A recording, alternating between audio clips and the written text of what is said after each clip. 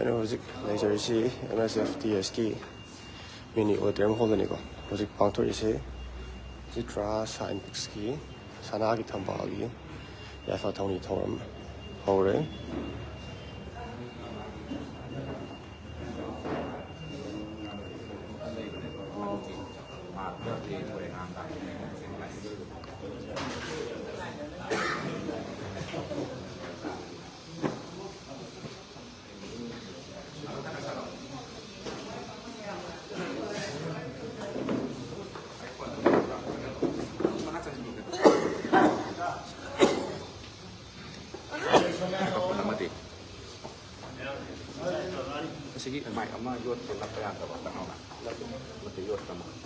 Rem nang di tum kakak hor mo ya.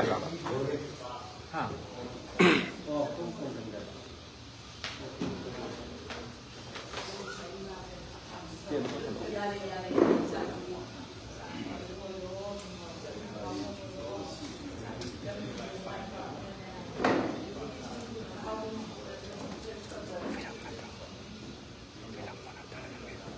Video nama thamane thena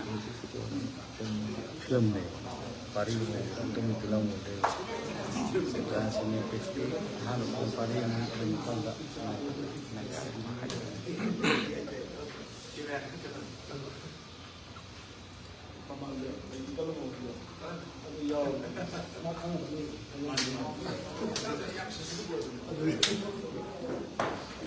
Aku pun di mana matuk saya jual berapa. Sudah Singapura. Kenapa kok? Kenapa? Penonton juga.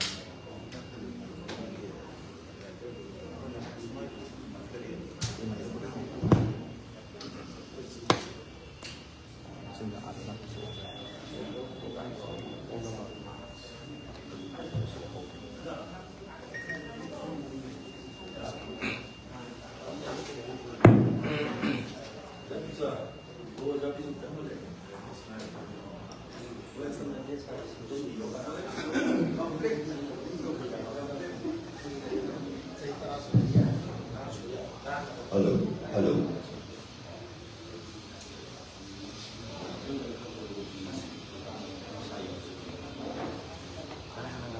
Masagi base yang sebenarnya itu nak base HP macam tak tapi yang ini. Halo.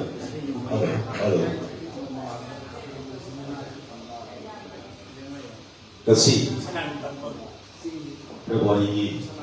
tarik pun bagi tuai. So besok Langkah Citra Cinepix na miyamda kultur kamado iba Manipuri film Sanagi Thambal ay film sige yay pathogi thogram yay pathogi tumis namajing ni bidasida Manipur State Film Development Society mini auditorium sida miyamda kultur kamjalani yay pathogi thogram si omena bagi ajatoro bengiran iba yay pathogi iba alanan berubah baik kita ya baru jadi Nasigi Single Level Program Sida Chief Guest President Amadi Guest of Honor Oina Election Binabay ko na Hajiro Matamda Matam Sana Lebira Tunu Lebira Bay kay Komisyon Iba Zasing Dahil sa Komisyon na bagi Tanjado Lausagi Ahano Buktada Nasigi Program Sigi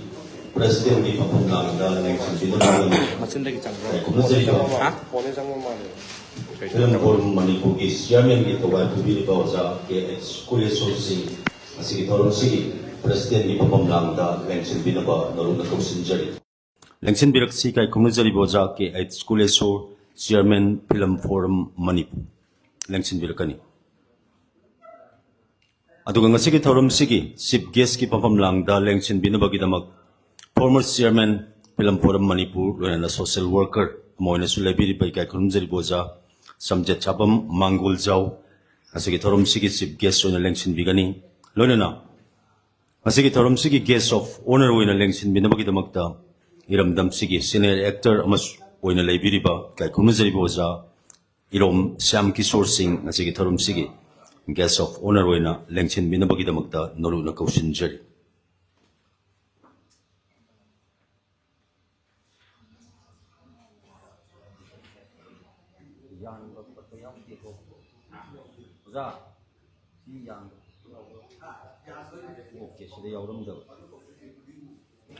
loinana production team gi maikaida nolukchari da is the lengchinbiriba ngasigi thorumsigi Chief Guest President amadi Guest of Honor gi mapamda ikai khumnabu utpibaga loinana lengyan khodol tambinabagidamagta kausinjari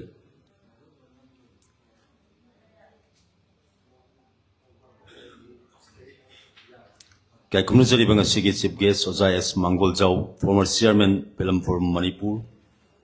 Oza K.H. Kulesur Chairman Film Forum Manipur loinana Oza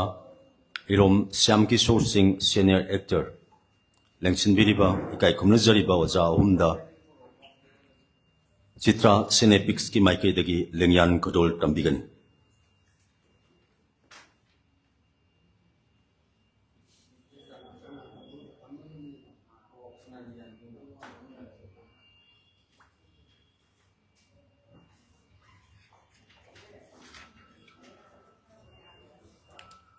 P. Motilal Maitena produce tawraga story screenplay amadi direction Bij Gupta Laisramna pigadoriba adugumlaba Manipuri feature film ni Sanagi Thambal ngasi miyamda yaipa tawni thoram film si haunanabagi mayam punna yaipa thawni minabagi tanjaduni Manipur State Film Development Society gi mini auditorium sida mayam punna matam sana lengbirakuna siguma thoram si mayamda kodol tamjabani loinana asigumlaba Chitra Cinepics na mayamda kodol tamgadoriba Bij Gupta Laisramna direction piraga P. Motilal na produce tawba Manipuri feature film sigi yaipa thawni thoram masida lengbiragliba dais da lengsin biribi kai khumajari boza S. Mangoljaw oza K.H. Kulesur oza Irom Shyamkishore Singh tamsana lengbiraktuna thoram sigidamakta saruk yabibagi taramna okshari oza singbu ikai konbu uchari amadi thoram sigidamakta lengbirakliba crew and cast loinana invitees sing taramna okshari nolukpu uchari amadi media partner oina singjame 360 kai konbu uchari amadi lengbirakliba media silinaw singbu ikai konbu uchari asigumba thoram parengasi makha chathajarakpoina ngasigi thorumsigi keynote address thambinanabagidamagta kai khumnajariba filmsigi director oza Bij Gupta Laisram kausinjari keynote address khodol tambigin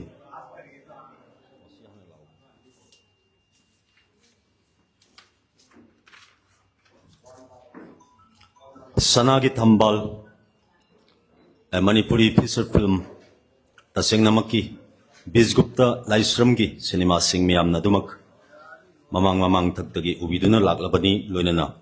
asigi film simasu Manipurgi actor actress punamakti surabra aina khanjai film sida cast oina lobigadoriba singdu karambana karamba cast lawgadagi habadu mayamda thamjarake ahal jaw haiba mapa amakak yauri masi oza Irom Shyamkishore na madugi role lobigani aduga ahal jaw gi masanupa Thanil Gokul Atokpamna madugi role lobigani aduga Mera Tumbi Thanil gi loinabi Premeshwari na roles lobigani aduga Thoiba Thanil gi Manaunupa Bijendra Laisram na lobigani aduga Laiba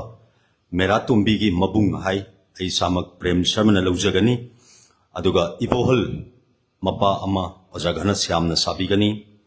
अदुगा सिंगलेन Ibohal की मचानुपा राजकुमार काइकूना साबिगनी अदुगा थाजा सिंगलेन की लोइनबी बाला हिजमना साबिगनी अदुगा अचौबा मपा अमा ओजा जे विद्याना साबिगनी अदुगा सनारई अचौबगी लोइनबी सेमा थोई थोइना साबिगनी अदुगा सनाहल अचौबगी मचानुपा हमोम सदानंदना साबिगनी अदुगा थंबाल सनाहल की लोइनबी चित्रा पांगंबमना साबिगनी अदुगा थोइबी सनाहल की muscle angel सिमराना साबिगनी अंगौबी mama अमा सरोजिनीना साबिगनी अदुगा लांगलेन अंगौबी की मचानुपी प्रीतिना साबिगनी अदुगा इचल अंगौबी की मचानुपी लवलीना साबिगनी अदुगा निंगथेम पाखंग अमा बिकान साबिगनी अदुगा सनातोंबा पाखंग अमा चान साबिगनी अदुगा चाउबा ओलेज होम अमगी प्रोपाइटर की कैरेक्टर नि सुरजित खुमन साबिगनी अदुगा फिल्म सिगी crew member behind the scene दा लेबिगदोबा इस्लेनाउ सिंह मेकअप दा जोनिका कॉस्ट्यूम बिसोरजित कैमरामैन दा सुशील अमदिता थोई director of photography Radha Mohan Sharma art director लोनना प्रोम्प्टर सुरजित खुमन अदुगा म्यूजिक सोरी सेंजम अमदी रणबीर ठौना लोनना प्लेबैक सिंगर दा रणबीर ठौना अमदी चित्रा पांगंबम फिल्म सिगी एडिटर बिमोल शर्मा फिल्म सिगी producer P Motilal Meitei film सिगी lyrics story screenplay and direction Bijgupta Laishram मयामदा film सिदा सकम लांगदबा अमदी फिल्म सिबु मपुंग फाना पुथोकपदा मतेंग पांगबिगदोबा क्रू एंड कास्ट की मिंगसिंगनि मयामदा थमजगिबदो लोइनना फिल्म सनागी थंबाल हाइरिबसिगी समलप्पा वारोल सिनॉप्सिस अदोमदा थमजगे सिंगलेन अमदी सनाहल यामना लूना तिनबा मरुपनी मकोय अनिमक गवर्नमेंट एम्प्लॉई ngaptani सिंगलेन की लोइनबी थाजा अमदी सनाहल की लोइनबी थंबाल मकोय अनिसु यामना नुंगसिनना लोइनरमी अदुबु लाइबक थीबदी मकोय अनिमक मचा अमत्ता यावरमदे मकोय करिगुंबा थबक अमा तौबदा पुन्ना तौमिनरमी मचा अमतंग फंगलबदी हाइदुना गायनी की डॉक्टर थानिलदा मतम कुइनेदगी ट्रीटमेंट तौदुना लाखी थानिल यामना समझबा थमोय सेंगबा डॉक्टर अमनी अदुबु मागी लोइनबी मेरा तुम्बीदी मतम सिगी यक लाउबी मौ अमनी थानिल की मपा अहल जाउबु मेरा तुम्बीना सुकी मतिक ओटली मबुंग लाइबगी थौइनसिना थानिल की इमुंगदा अवाबा चैथेंग हेक पंगी मदुगिदमक थानिल की मनाउ नुपा थोइबगा तोइना खनरमी थानिल की मंदोमचा अंगोबिसु मचा योकनबा होनबदा थानिल की युमदा थबक सुदुना मतेंग लौरम्मी मेरा तोंबी की अरानबा फत्तबा वाखल कयादु थानिल न हई सिंगना वाखल ताहनखे थानिल की मनाउ नुपा थोइबा सनाहल की मचानुपी थोइबीगा नुंसी मरी लेनरम्मी नाकल अमरोमदा सिंगलेन की लोइनबी थाजा कंसिप ओइरक्तुना अंगांग नुपी अमा उनबदा लाइबक थीबदगी थाजा ताइबंगपाल थादोकी सिंगलेन की पिकलिबी अंगांगदु सेनबिनबा युमदा नुपी अमत्ता लेइतबदगी थंबालना चतुना अंगांगदु सेनबिरम्मी मदुना मरम ओइरगा थंबाल की मकुबोक अचौबा अमदी मनेमबोक सनारैना ममौना तौरिबदु यानिंगलमदे मदुदगी युमदा इरांग थोरक्तुना थंबाल युम थादोक्तुना सत्खिबा तारम्मी सनाहल की मचानुपी थोइबीना मनम थंबालबु याम नुंसिजरम्मी सनाहलना थंबालबु थमोय सेंगना नुंसिजरबसु ममा मपा की मायोक्ता पांगल थोकपा ngमखिदे थंबालना सिंदुना सनाहल अनौबा नुपी अमा लुहोंबा तारम्मी अदुबु थंबालदी थाजना थमलंबा मचानुपीदुगिदमक मपुंसी कथोकी वारी तेंतकपा वारीदुनी मियामदा थमजरिबसी सोइदना यामना नुंगाइबा मणिपुर की मसक नायरबा एक्टर एक्ट्रेस कयाना योम सिंधुना सेमगदोबा फिल्म निना यामना अखन्नबा सनागी थंबाल अमा ओइरकनी हाइबगी थाजबदु लेजै लोनना मखा चथजरकपदा थौरम सिगी की नोट एड्रेस थामिनबगिदमक्ता तौसिनजरी फिल्म सिगी डायरेक्टर बीज Gupta Laishram लेंगसिनबिरकन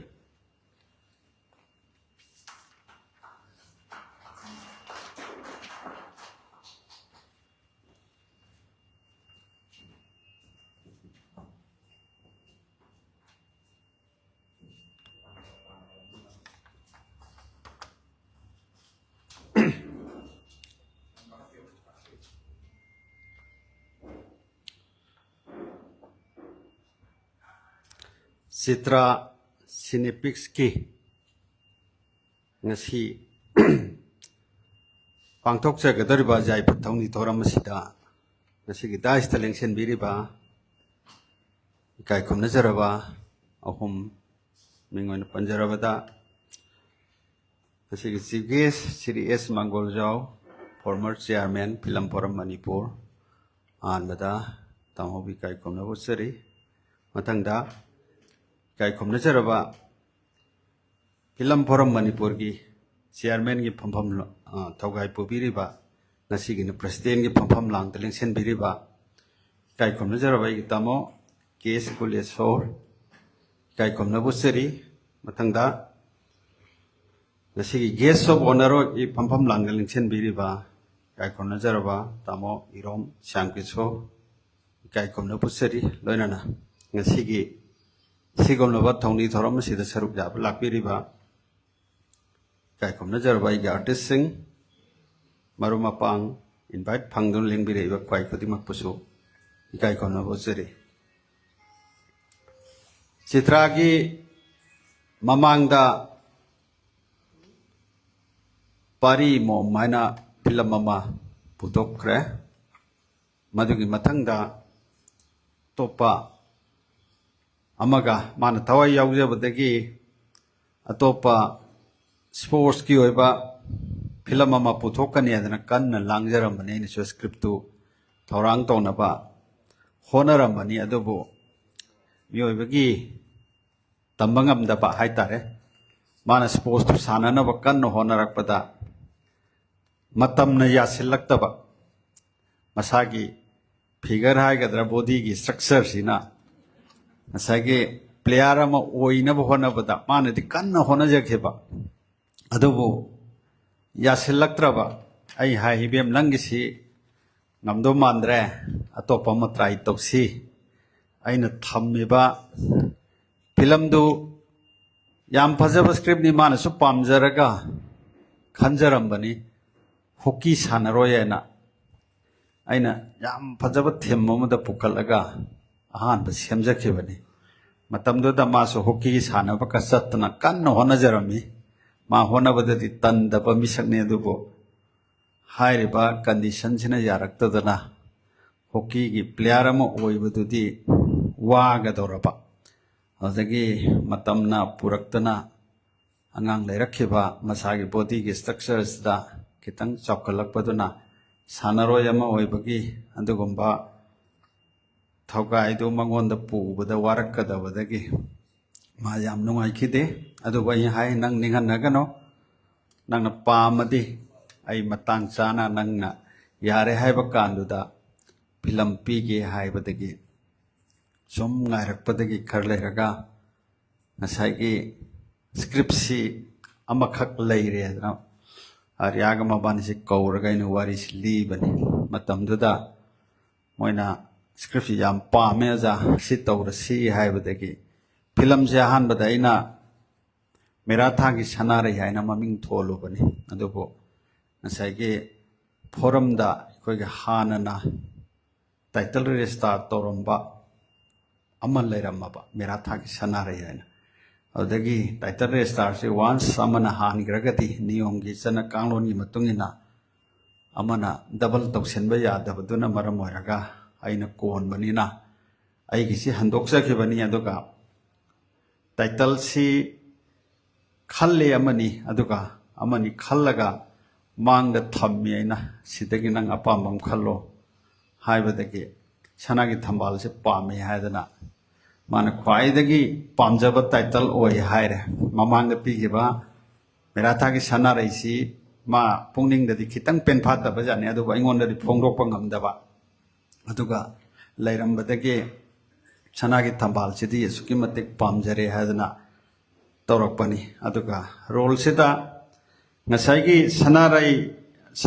sanagi thambal sida magi maming si thambal kawi aduga masi taseng namakoi leiriba nupi ahum gi character ni aina sida jenglakkatorisi adana character sida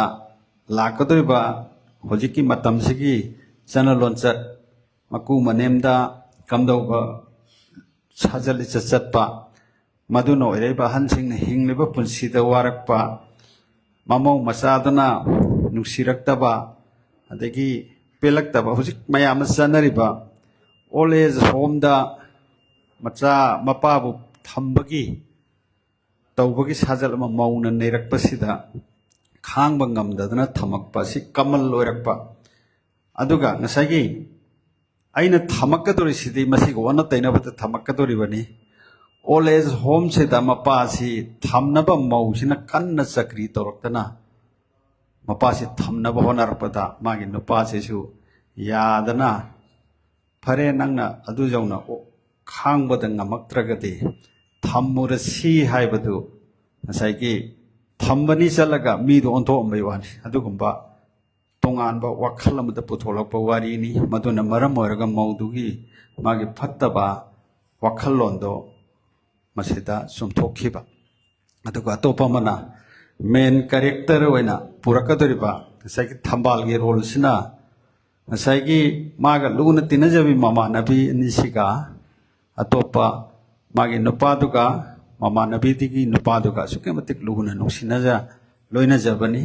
ꯑꯗꯨꯕꯨ ꯍꯥꯏꯔꯤꯕ ꯃꯈꯣꯏ ꯑꯅꯤꯁꯤ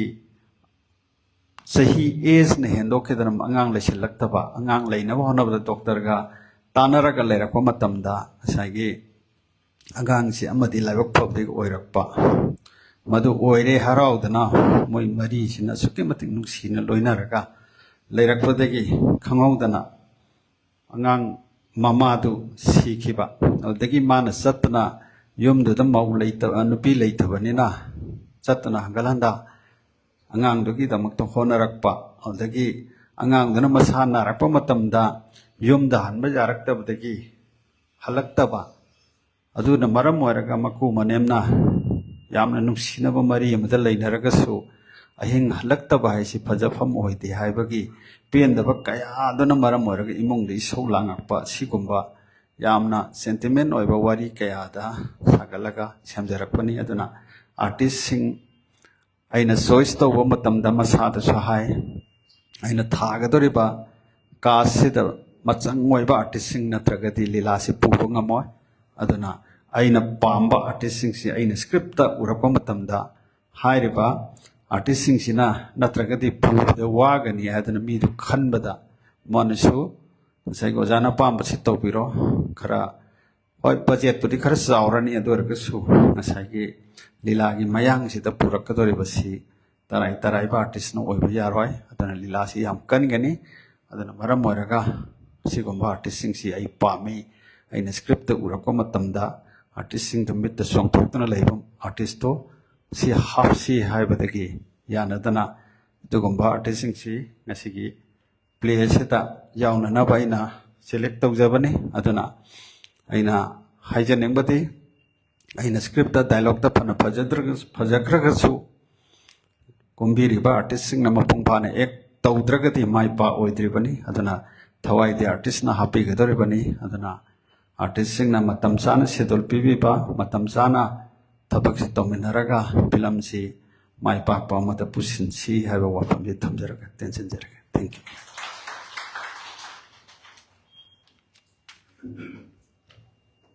थागतचरी फिल्मसिगी स्टोरी स्क्रीन प्ले मदि direction पिबिगदोरिबा respected Oja बीज गुप्ता लाइस्रम हमना फिल्मसिगी मरिक चुंबा वारोल सिंह थंबिरमबगीदमक्ता नोलपुचरी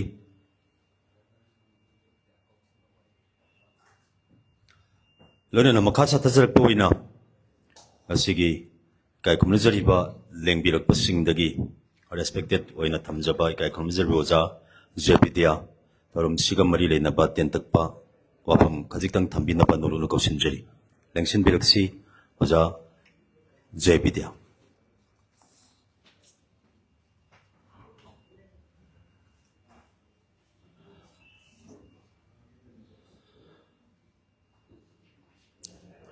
सनागी थंबाल हाइना मिंथोनबा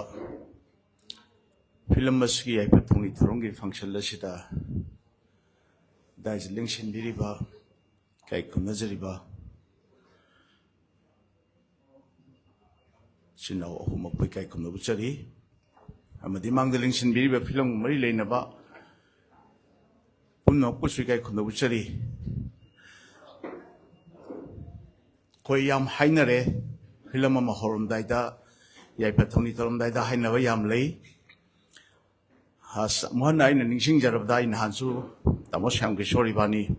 ꯗꯥꯏꯁꯤꯗ ꯐꯝꯖꯩ ꯑꯗ ꯑꯩꯅ ꯊꯝꯖꯈꯤꯕꯁꯦ ꯀꯔꯤꯝ ꯅꯠꯇꯦ ꯑꯩꯈꯣꯏꯒꯤ ꯗꯥꯏꯔꯦꯛꯇꯔꯅꯁꯨ ꯍꯧꯖꯤꯛ ꯍꯥꯏꯕꯤꯈ꯭ꯔꯦ ꯐꯤꯂꯝꯁꯤꯗ ꯀꯨꯝꯖꯒꯗꯧꯔꯤꯕ ꯌꯥꯎꯖꯒꯗꯧꯔꯤꯕ ꯑꯩꯈꯣꯏꯅ ꯍꯥꯏꯔꯤꯕ ꯀꯦꯔꯦꯛꯇꯔꯁꯦ ꯇ꯭ꯔꯥꯟꯁꯐꯣꯔꯃꯦꯁꯟ ꯑꯃꯈꯛ ꯆꯪꯉꯤ ꯍꯥꯏꯕꯗꯤ ꯂꯧꯒꯗꯧꯔꯤꯕ ꯔꯣꯜꯁꯦ ꯑꯩ ꯏꯁꯥꯃꯛ ꯑꯣꯏꯔꯦ ꯍꯥꯏꯅ ꯈꯟꯕ ꯂꯣꯏꯅꯅ ꯑꯩꯈꯣꯏꯅ ꯔꯤꯍꯔꯁꯦꯜ ꯍꯥꯏꯕꯁꯤ ꯇꯧꯗ꯭ꯔꯕꯅꯤꯅ ꯐꯣꯔ ꯑꯦꯛꯖꯥꯝꯄꯜ ꯑꯩꯈꯣꯏꯅ ꯑꯩꯒꯤ ꯌꯨꯝ ꯁꯥꯒꯗꯧꯔꯤꯕ ꯌꯥꯝ ꯁꯝꯕ ꯑꯆꯧꯕ ꯑꯃꯈꯛ ꯍꯥꯏꯖꯒꯦ ꯑꯩꯒ ꯌꯨꯝ ꯁꯥꯒꯗꯧꯔꯤꯁꯦ ꯑꯩꯒꯤ ꯌꯨꯝ ꯑꯣꯏꯕ ꯑꯃꯈꯛ ꯆꯪꯉꯤ ꯑꯩꯒꯤ ꯌꯨꯝ ꯑꯣꯏꯕ ꯍꯥꯏꯗꯤ ꯀꯩꯅꯣ ꯑꯩꯒꯤ ꯌꯨꯝꯗ ꯑꯩꯒꯤ ꯁ꯭ꯇꯤꯌꯔꯁꯦ ꯑꯩ ꯃꯤꯠ ꯌꯦꯡꯗꯅ ꯒꯣꯔꯣꯡ ꯒꯣꯔꯣꯡ ꯒꯣꯔꯣꯡ ꯆꯠꯄ ꯉꯝꯅꯤ ꯒꯣꯔꯣꯡ ꯒꯣꯔꯣꯡ ꯀꯥꯈꯠꯄ ꯉꯝꯅꯤ ꯑꯁꯤ ꯃꯤꯒꯤ ꯃꯌꯨꯝꯗ ꯑꯩꯒꯤ ꯌꯨꯝ ꯁꯥꯕꯅꯤꯅ ꯃꯗꯨꯒꯤ ꯀꯩꯅꯣꯗꯨ ꯉꯝꯗꯦ ꯑꯗꯒꯤ ꯑꯩ ꯅꯍꯥꯟꯁꯨ ꯍꯥꯏꯖꯕꯅꯤ ꯑꯩꯒꯤ ꯎꯄꯨ ꯁꯣ ꯍꯥꯡꯕ ꯃꯇꯝꯗ ꯌꯨꯝꯗ ꯁꯣꯝꯗ ꯋꯥ ꯉꯥꯡꯅ ꯉꯥꯡꯅ ꯑꯩꯒꯤ ꯎꯄꯨ ꯁꯣꯁꯦ ꯊꯣꯛꯅ ꯍꯥꯡꯕ ꯉꯝꯅꯦꯕ ꯑꯗꯨ ꯐꯤꯂꯝꯗ ꯑꯩꯒꯤ ꯌꯨꯝ ꯁꯥꯔꯤꯕ ꯑꯩꯒꯤ ꯎꯄꯨ ꯁꯥꯔꯤꯕ ꯃꯐꯝ ꯑꯩ ꯐꯣꯔ ꯑꯦꯛꯖꯥꯝꯄꯜꯅꯤ ꯑꯩꯅ ꯍꯥꯏꯖꯔꯤꯁꯦ ꯎꯄꯨꯁꯦ ꯑꯩ ꯃꯤꯠ ꯌꯦꯡꯗꯅ ꯍꯥꯡꯕ ꯉꯝꯃꯣꯏꯌꯦ ꯃꯁꯤ ꯌꯥꯎꯕꯅꯤꯀꯣ ꯃꯄꯥꯟꯒꯤ ꯂꯥꯏꯔꯤꯛꯁꯤꯡꯗ ꯀꯩꯗ ꯑꯩꯅ ꯁꯤꯖꯤꯟꯅꯒꯗꯧꯔꯤꯕ ꯄꯣꯠ ꯑꯩꯒꯤ ꯄ꯭ꯔꯣꯄꯔꯇꯤ ꯑꯩꯒꯤ ꯌꯨꯝ ꯑꯩꯒꯤ ꯀꯣꯁꯇ꯭ꯌꯨꯝ ꯑꯩ ꯑꯣꯏꯕ ꯑꯃꯈꯛ ꯆꯪꯉꯤ ꯑꯁꯥꯕ ꯅꯠꯇꯕ ꯑꯗꯨꯅ ꯑꯩꯈꯣꯏ ꯁ꯭ꯀ꯭ꯔꯤꯞꯁꯤ ꯈꯪꯉꯀꯥꯟꯗ ꯃꯨꯟꯅ ꯌꯦꯡꯉꯀꯥꯟꯗ ꯑꯩ ꯏꯁꯥꯁꯦ ꯑꯩꯅ ꯂꯧꯔꯤꯕ ꯔꯣꯜꯁꯤ ꯀꯔꯤꯅꯣ ꯀꯦꯔꯦꯛꯇꯔꯁꯤ ꯀꯔꯤꯅꯣ ꯍꯥꯏꯕꯁꯤ ꯈꯪꯉꯒ ꯑꯩꯅ ꯂꯧꯒꯗꯧꯔꯤꯕ ꯔꯣꯜꯁꯤꯗ ꯑꯩꯅ ꯇꯧꯒꯗꯧꯔꯤꯕ ꯑꯦꯛꯁꯤꯗ ꯑꯩꯒꯤ ꯑꯣꯏꯕ ꯏꯟꯇꯦꯟꯁꯅꯦꯜ ꯆꯣꯏꯁ ꯑꯩꯅ ꯄꯥꯝꯖꯕ ꯁꯨꯃꯥꯏꯅ ꯉꯥꯡꯒꯦ ꯁꯨꯃꯥꯏꯅ ꯌꯦꯡꯒꯦ ꯁꯤꯒꯤ ꯃꯇꯥꯡꯗ ꯁꯨꯃꯥꯏꯅ ꯇꯞꯊꯒꯦ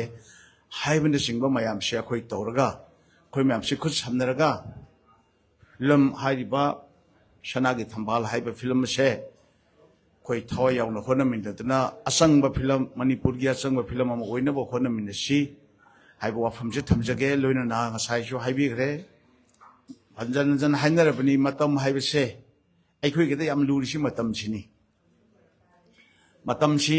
ꯍꯥꯏꯅꯤꯡꯉꯩ ꯍꯥꯏꯖꯧ ꯑꯩꯅ ꯊꯣꯛꯐꯝ ꯂꯥꯛꯀꯅꯤꯅ ꯑꯗꯨꯝ ꯂꯩꯕ ꯑꯗꯨꯅ ꯁꯦꯗꯨꯜꯗ ꯍꯌꯦꯡ ꯄꯨꯡ ꯑꯁꯨꯛꯇ ꯍꯧꯒꯗꯕꯅꯤ ꯀꯦꯃꯦꯔꯥ ꯑꯁꯨꯛ ꯊꯥꯒꯗꯕꯅꯤ ꯍꯥꯏꯕꯁꯤꯒꯤ ꯃꯤꯅꯤꯠ 4-5 ꯍꯥꯟꯅ ꯑꯦꯗꯚꯥꯟꯁ ꯑꯣꯏꯅ ꯂꯥꯛꯅꯗꯅ ꯑꯩꯈꯣꯏ ꯃꯌꯥꯝꯁꯦ ꯃꯄꯨꯡ ꯐꯥꯕ ꯐꯤꯂꯝ ꯑꯃ ꯑꯣꯏꯃꯤꯟꯅꯁꯤ ꯍꯥꯏꯕ ꯋꯥꯐꯝꯁꯦ ꯊꯝꯖꯔꯒ ꯄꯨꯝꯅꯃꯛꯄꯨ ꯏꯀꯥꯏ ꯈꯨꯝꯅꯕ ꯎꯠꯆꯔꯤ ꯊꯦꯡꯛ ꯌꯨ ꯊꯥꯒꯠꯆꯔꯤ ꯑꯣꯖꯥ ꯖꯦ ꯕꯤꯗ꯭ꯌꯥ ꯋꯥꯐꯝ ꯈꯔ ꯊꯝꯕꯤꯔꯝꯕꯒꯤꯗꯃꯛ ꯃꯈꯥ ꯇꯥꯔꯛꯄ ꯑꯣꯏꯅ ꯏꯀꯥꯏ ꯈꯨꯝꯅꯖꯔꯤꯕ ꯑꯣꯖꯥ ꯘꯅꯁ꯭ꯌꯥꯝ ꯑꯁꯤꯒꯤ ꯌꯥꯏꯐ ꯊꯧꯅꯤꯁꯤꯒ ꯃꯔꯤ ꯂꯩꯅꯕ ꯇꯦꯟꯇꯛꯄ ꯋꯥꯐꯝ ꯈꯔ ꯊꯝꯕꯤꯅꯕ ꯀꯧꯁꯤꯟꯖꯔꯤ ꯂꯦꯡꯁꯤꯟꯕꯤꯔꯛꯁꯤ ꯑꯣꯖꯥ ꯘꯅꯁ꯭ꯌꯥꯝ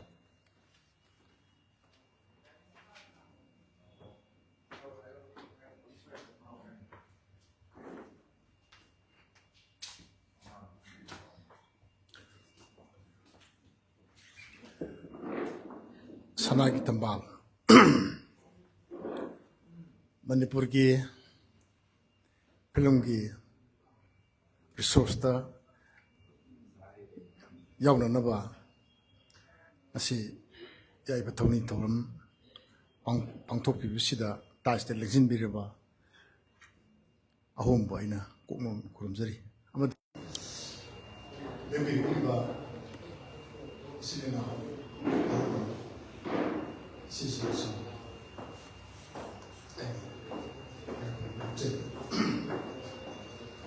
그러나 하이저로보다 한진보이나 또니 거기 필름시 많이 빠가나봐 아티스트 무학이나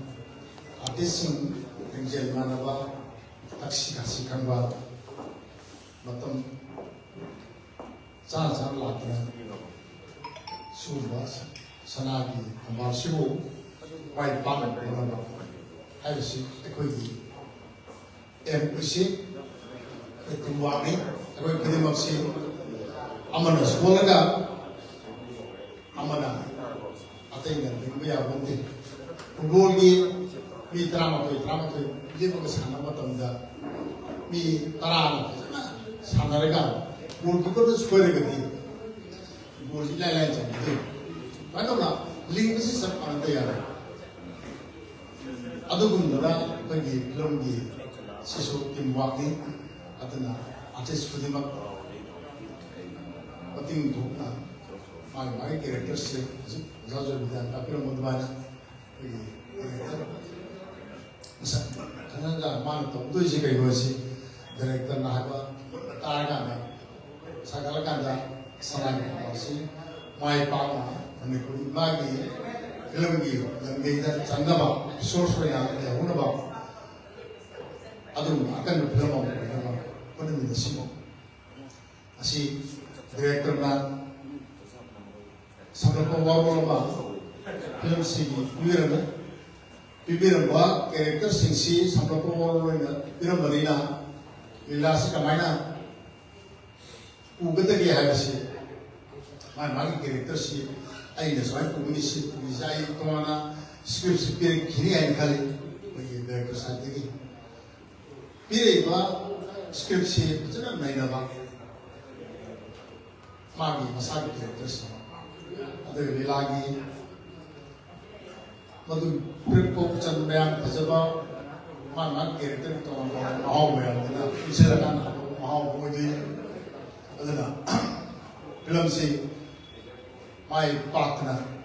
sanai tambasi dan buri magi film di resource da yau semua hanya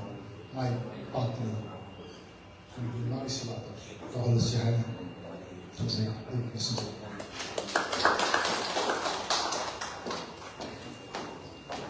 우사부이가 이쁘고 원철이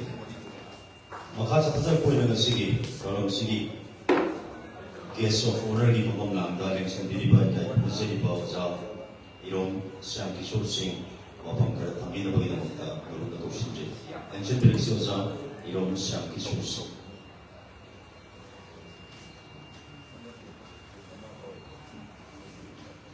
Thank you. Masih sangat kembang hari ini masih ya betul sudah rai pada nasi mereka kayak itu pun dah sekalian beli dua usaha kok pun kayak itu wira mang beli sih beli dua sekarang artis joner artis pun mampu kayak kok pun kayak itu ayam hajar way ayam hajar ni mau beli 비국가 라이션 우자시는 부터 film 칭치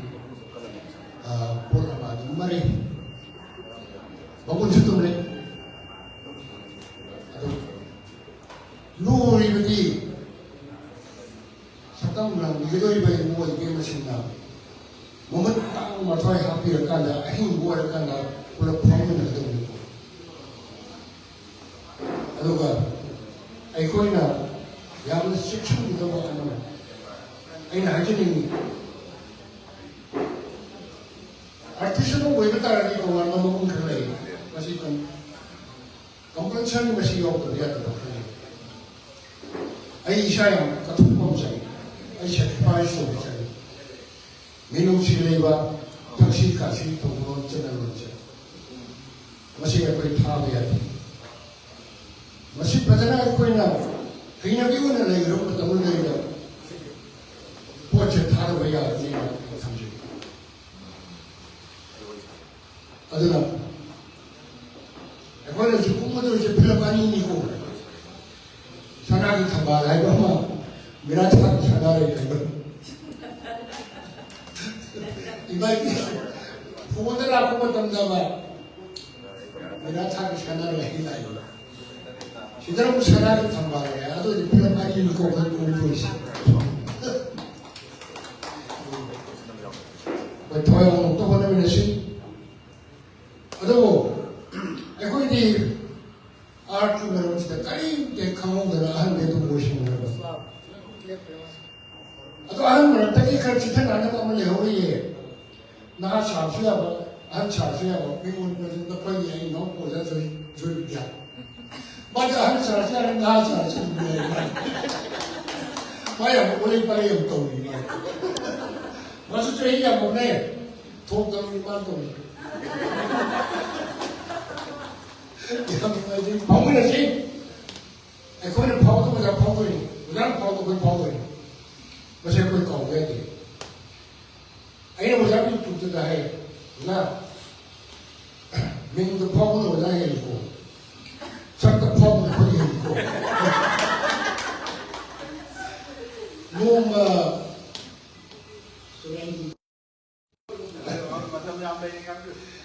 뭔가 해롭다. 거기 사도 신경 잡고 그래요. 아니나 뭐는 해롭다. 야,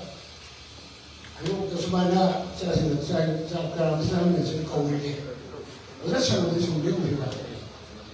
아무리 가고 뭐 예측시 저래. 아파트도 kana 짝지 그때는 뭐 봐야 잡을 것도 나요. 너무 사람 더 작아 좀 통치랑 어떻게 된다 나요. 여기 야 통치 보내요. 아니 돈을 버시는 아이 오다가 에이 뭐 돈 가고 안도 아니 아무 저거 잡으면 또 해요. 그리고 신발 돈을 파월 뭐 잡으시고 또 강대요. 사람들 파워시 많이 해요. 내인도 파워시는 뭐 메이크업 따라 이런 거에서만 보시면 좀 강해요. 부자는 뭐 있는 파워적인 굴리셔 파워들이. 또 아니시기 다는 것도 해야 되고. 그러나 그래 양마 하저를 보면 타와용을 보는 이들은 양마 타와용을 못 하고 있는 나라가 아이가 하나님 타와를 해볼 세 미야미하고 된 법을 표현을 보고 있는 것 같거든요. 하는 것이 아주가 대형 세모 분에서 군 많이 받고 이런 게 쉬운 많이 받고 혼자 통제를 따지 있는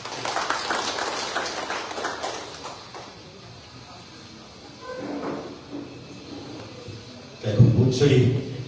sige thorum sige yaso monar osa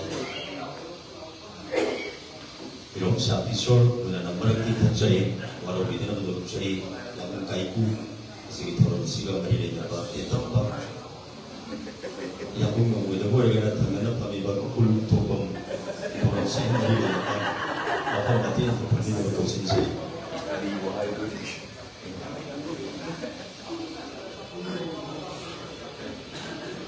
Sorry, 매달 신비와 대비들이 생각하는 마음의 신비는 그런 수준자가 노력자가 있고 그래서 저희 자신은 영가나 인간 수레질 때도 분명히 시간도 좀 보여요. 보이는 스마이나 뭐랄까 또 이것이 영도 구이게 하이타네. 그거는 아직 그래 아직 굉장히지는 나란지 거의 나오나 국립반다 그 어떤 면에 메시지 나오나 그만 많이 가라고 아이디도 많이 아이디로 공부를 작품 부자리 가리에 아이도 많이 그래 내가 이제 그거를 라키 안강 중에 끝나 다리거든 그 생기가 뭐가 그냥 나라고 비용하고 오는 사람이 나도 비슷한 생각을 해 그래도 너무 제가 이모만 소리는 막 도크에 그들 이제 그냥 그거 미안해요. 그런 신호 아이디가 그러니까 우리는 또 여기 아마 니가 원래 그것이 너무 시가 다르고 어떤 수도래. 또 새로운 것도 쭉 단계에 보이듯 오늘 단계 와 아이디 마다 이제 좀 더 무슨 소리나 까보니나 아이다리나 Jadi mau ya sudah itu mina kau kalau di sini sini tu agak yang lalu di mana saja kamu yang mau itu sebab mau ber kayak ini boleh orang ya yang yang sama macam selalu tu kita orang yang betul macam betul tu mana saja yang orang mau boleh sebenarnya siapa itu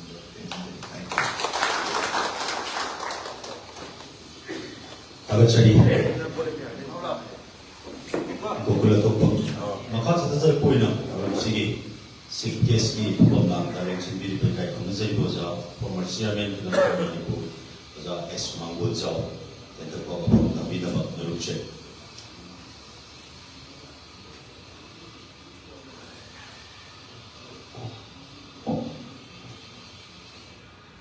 ꯉꯁꯤꯒꯤ ꯌꯥꯏꯐꯔꯕ ꯀꯣꯔꯧ ꯅꯨꯃꯤꯠ ꯑꯁꯤꯗ ꯆꯤꯇ꯭ꯔꯥ ꯁꯤꯅꯦꯄꯤꯛꯁꯀꯤ ꯑꯅꯤꯔꯛ ꯁꯨꯕ ꯑꯣꯏꯔꯝꯒꯗꯕꯗꯤ ꯃꯥꯜꯂꯤ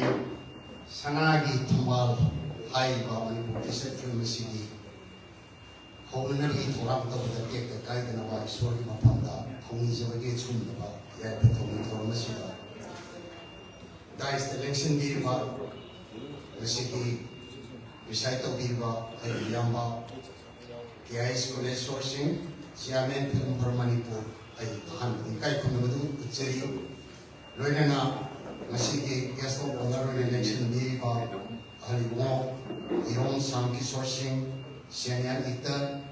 ꯏꯀꯥꯏ ꯈꯨꯝꯅꯕꯗꯨ ꯎꯠꯆꯔꯤ ꯃꯥꯡꯗ ꯂꯦꯡꯁꯤꯟꯕꯤꯔꯤꯕ senior ꯑꯥꯔꯇꯤꯁꯁꯤꯡ ꯅꯨꯡꯉꯥꯏꯅꯁꯤ ꯀꯥꯏꯀꯨ ꯒꯣꯀꯨꯜꯅꯆꯤꯡꯕ ꯖꯣꯏꯕꯤꯗꯥ ꯍꯣꯏ ꯑꯔꯤꯕ ꯈꯔ ꯑꯩꯈꯣꯏ ꯅꯨꯄꯥꯗ ꯄꯨꯟꯅ ꯎꯕ ꯐꯪꯕꯁꯤ ꯀꯨꯏꯔꯦ ꯎꯗꯕ ꯃꯣꯏꯒꯤ ꯃꯇꯝꯁꯦ ꯃꯇꯝꯅ ꯄꯣꯔꯛꯇꯅ ꯁꯨꯝ ꯈꯔ ꯂꯥꯞꯊꯣꯛꯄꯗꯧꯅ ꯇꯧꯔꯛꯄꯁꯦ ꯉꯁꯤ ꯏꯖꯤꯞꯇꯅ ꯄꯨꯟꯁꯤꯟꯅꯕ ꯍꯣꯠꯅꯔꯛꯄꯁꯤ ꯃꯁꯤ ꯃꯔꯛ ꯃꯔꯛꯇ ꯁꯨꯃꯥꯏꯅ ꯇꯧꯕꯤꯕ ꯐꯩ ꯃꯔꯝꯗꯤ ꯑꯩꯈꯣꯏ ꯃꯁꯦꯟ ꯎꯅꯕꯒꯤ ꯈꯨꯗꯣꯡꯆꯥꯕꯗꯨ ꯑꯗꯨꯅ ꯌꯦꯡꯁꯤꯟꯕꯤꯔꯤꯕ ꯍꯥꯟꯅ ꯌꯥꯝꯅ ꯇꯤꯡ ꯊꯧꯅꯥ ꯐꯅ ꯍꯣꯠꯅꯕꯤꯔꯤꯕ ꯏꯅꯥꯎꯁꯤꯡ ꯎꯕꯗ ꯑꯩ ꯏꯀꯥꯏꯈꯨꯝꯅꯕꯗꯨ ꯎꯠꯆꯔꯤ ꯑꯗꯨꯒ ꯏꯆꯦꯁꯤꯡ ꯏꯃꯥꯁꯤꯡ ꯑꯗꯨꯒ ꯏꯆꯥꯁꯤꯡ ꯃꯌꯥꯝ ꯄꯨꯝꯅꯃꯛ ꯑꯩ ꯏꯀꯥꯏꯈꯨꯝꯅꯕꯗꯨ ꯎꯠꯆꯔꯤ ꯑꯩꯈꯣꯏꯅ ꯃꯅꯤꯄꯨꯔ ꯐꯤꯂꯝꯁꯤ ꯇꯁꯦꯡꯅ ꯁꯤꯒꯨꯝꯕ ꯇꯟꯖꯥ ꯐꯤꯂꯝ ꯃꯍꯨꯔꯠ ꯌꯥꯏꯐ ꯊꯧꯅꯤ ꯊꯧꯔꯝ ꯍꯥꯏꯕꯁꯤꯗ ꯑꯩꯈꯣꯏꯅ ꯃꯥꯒꯤ ꯃꯆꯠ ꯑꯃ ꯑꯗꯨꯝ ꯂꯩꯅꯔꯤ ꯑꯩꯈꯣꯏ ꯁꯨꯃꯥꯏꯅ ꯑꯩꯈꯣꯏ ꯐꯝꯃꯤꯟꯅꯔꯒ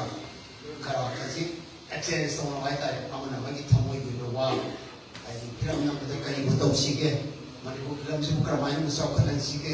ꯁꯤꯊꯔꯛꯏꯕ꯭ꯔꯥ ꯀꯥꯈꯠꯂꯛꯏꯕ꯭ꯔꯥ ꯅꯩꯅꯕꯁꯤ ꯑꯩꯈꯣꯏ ꯇꯥꯟꯖꯥꯁꯤ ꯀꯗꯥꯏꯗ ꯐꯪꯒꯦꯗ ꯑꯩꯈꯣꯏ ꯐꯤꯂꯝ ꯃꯍꯨꯔꯠꯇꯦ ꯐꯪꯉꯤ ꯑꯗꯨꯒ ꯔꯤꯂꯤꯖꯇꯅ ꯑꯃꯨꯛ ꯅꯨꯡꯉꯥꯏꯇꯕꯁꯤꯅ ꯐꯤꯂꯝ ꯄ꯭ꯔꯤꯃꯤꯌꯔ ꯁꯣ ꯑꯃꯗ ꯅꯨꯡꯉꯥꯏꯇꯕꯁꯤꯅ ꯉꯁꯥꯏꯒꯤ ꯁꯤꯅꯦꯃꯥ ꯌꯦꯡꯕ ꯌꯥꯝꯅ ꯂꯥꯡꯇꯛꯅꯕ ꯚꯥꯕꯣꯛ ꯃꯌꯥꯝ ꯑꯃ ꯌꯥꯎꯔꯛꯄꯅꯤꯅ ꯑꯩꯈꯣꯏꯅ ꯋꯥ ꯉꯥꯡꯕꯒꯤ ꯈꯨꯗꯣꯡꯆꯥꯕꯁꯤ ꯑꯩꯈꯣꯏ ꯀꯌꯥ ꯅꯨꯡꯉꯥꯏꯇꯦ ꯍꯥꯏꯇꯥꯔꯦ ꯑꯗꯨꯅ ꯃꯍꯨꯔꯠ ꯍꯥꯏꯕꯁꯤꯗꯗꯤ ꯑꯩꯈꯣꯏꯅ ꯐꯤꯂꯝꯗ ꯊꯋꯥꯏ ꯌꯥꯎꯖꯔꯕ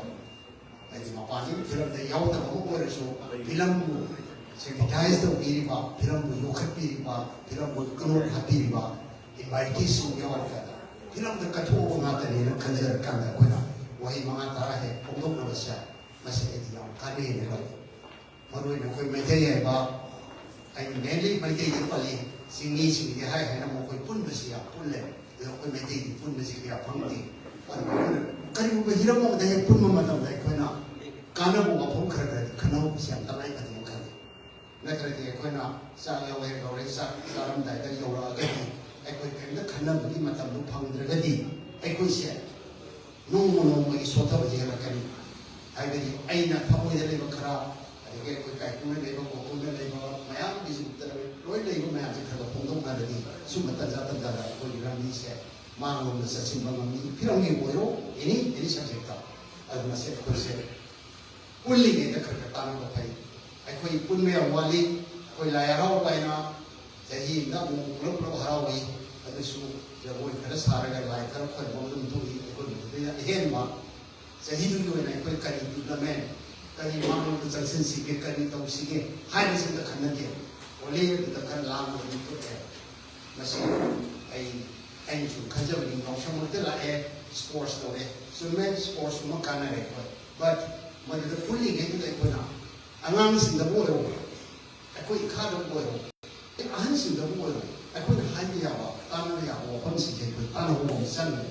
ꯑꯗꯨ ꯃꯁꯤ ꯑꯩꯈꯣꯏꯅ ꯀꯅꯥꯒꯨꯝꯕꯅꯗꯤ ꯍꯦꯛ ꯍꯥꯏꯕꯤꯕꯁꯨ ꯌꯥꯎꯔꯝꯒꯅꯤ ꯁꯨꯝ ꯋꯥ ꯉꯥꯡꯗꯅ ꯂꯩꯔꯤꯁꯤ ꯀꯩꯅꯣ ꯆꯞ ꯃꯥꯟꯅꯩꯗ ꯍꯥꯏꯅ ꯃꯥꯟꯅꯗꯕ ꯃꯤ ꯌꯥꯎꯔꯤ ꯉꯁꯤꯒꯤ ꯄꯨꯜꯂꯤꯕꯁꯤꯗ ꯃꯥꯟꯅꯗꯕ ꯃꯤꯑꯣꯏ ꯀꯌా ꯌꯥꯎꯔꯤ ꯁꯨꯃꯥꯏꯅ ꯑꯩꯈꯣꯏꯅ ꯑꯃꯅ ꯑꯃ ꯈꯟꯅꯕꯁꯦ ꯑꯩꯅ ꯁꯝꯅ ꯍꯥꯏꯔꯕꯗ ꯀꯅꯥꯒꯨꯝꯕꯅ ꯉꯥꯡꯕ ꯃꯇꯝꯗ ꯑꯩꯈꯣꯏꯅ ꯇꯥꯁꯟꯖꯍꯧꯔꯀꯥꯟꯗ ꯑꯩꯈꯣꯏ ꯋꯥꯈꯜ ꯂꯧꯁꯤꯡ ꯑꯣꯏ ꯑꯗꯨꯅ ꯑꯩꯈꯣꯏ ꯌꯥꯔꯤꯉꯩ ꯄꯨꯜꯂꯤꯉꯩꯗ ꯑꯩꯈꯣꯏ ꯃꯁꯦ ꯇꯥꯟꯅꯕ ꯑꯦꯟ ꯗꯦꯟ ꯑꯃꯅ ꯃꯇꯝꯁꯨ ꯉꯜꯂꯤꯅ ꯑꯩꯅ ꯍꯧꯖꯔꯒ ꯈꯤꯇꯪ ꯍꯥꯏꯖꯔꯕꯗ ꯑꯩꯈꯣꯏ ꯕꯤꯁ ꯒ꯭ꯔꯨꯞꯇ ꯃꯥꯒꯤ ꯊꯧꯔꯝꯅꯦꯅ ꯕꯤꯁ ꯒ꯭ꯔꯨꯞꯇ ꯊꯥꯔꯛꯄ ꯅꯠꯇꯕ ꯕꯤꯁ ꯒ꯭ꯔꯨꯞ ꯁꯠꯁꯦ ꯑꯩ ꯌꯥꯝ ꯉꯟꯅ ꯊꯦꯡꯅꯔꯦ ꯃꯥꯒꯤ ꯚꯤꯗꯤꯑꯣ ꯄ꯭ꯂꯦ ꯃꯩꯔꯥꯟꯒꯤꯗ ꯑꯩ ꯑꯍꯥꯟꯕ ꯑꯩꯒꯤ ꯐꯤꯂꯝ ꯄ꯭ꯔꯣꯗ꯭ꯌꯨꯁ ꯏꯁꯥꯅ ꯇꯧꯖꯕꯅꯤ ꯑꯗꯣ ꯃꯇꯝꯗꯨꯗꯒꯤ ꯑꯩꯈꯣꯏ ꯂꯣꯏꯅꯔꯦ ꯏꯆꯥꯁꯤꯡ ꯄꯤꯛꯏꯉꯩꯗ ꯑꯩꯈꯣꯏ tuition tawinabadagi ada magi kutha magi khopom dokse ta koi maibam lari koi film se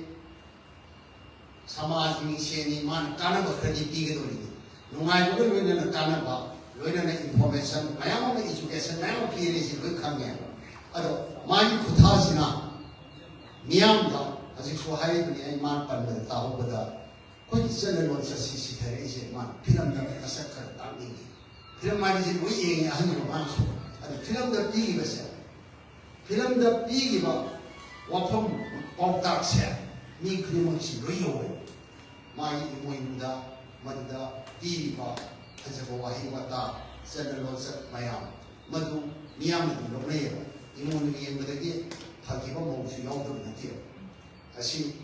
on here ada aikoina script ba I ba matam da aikoina ani thong na ni ye amana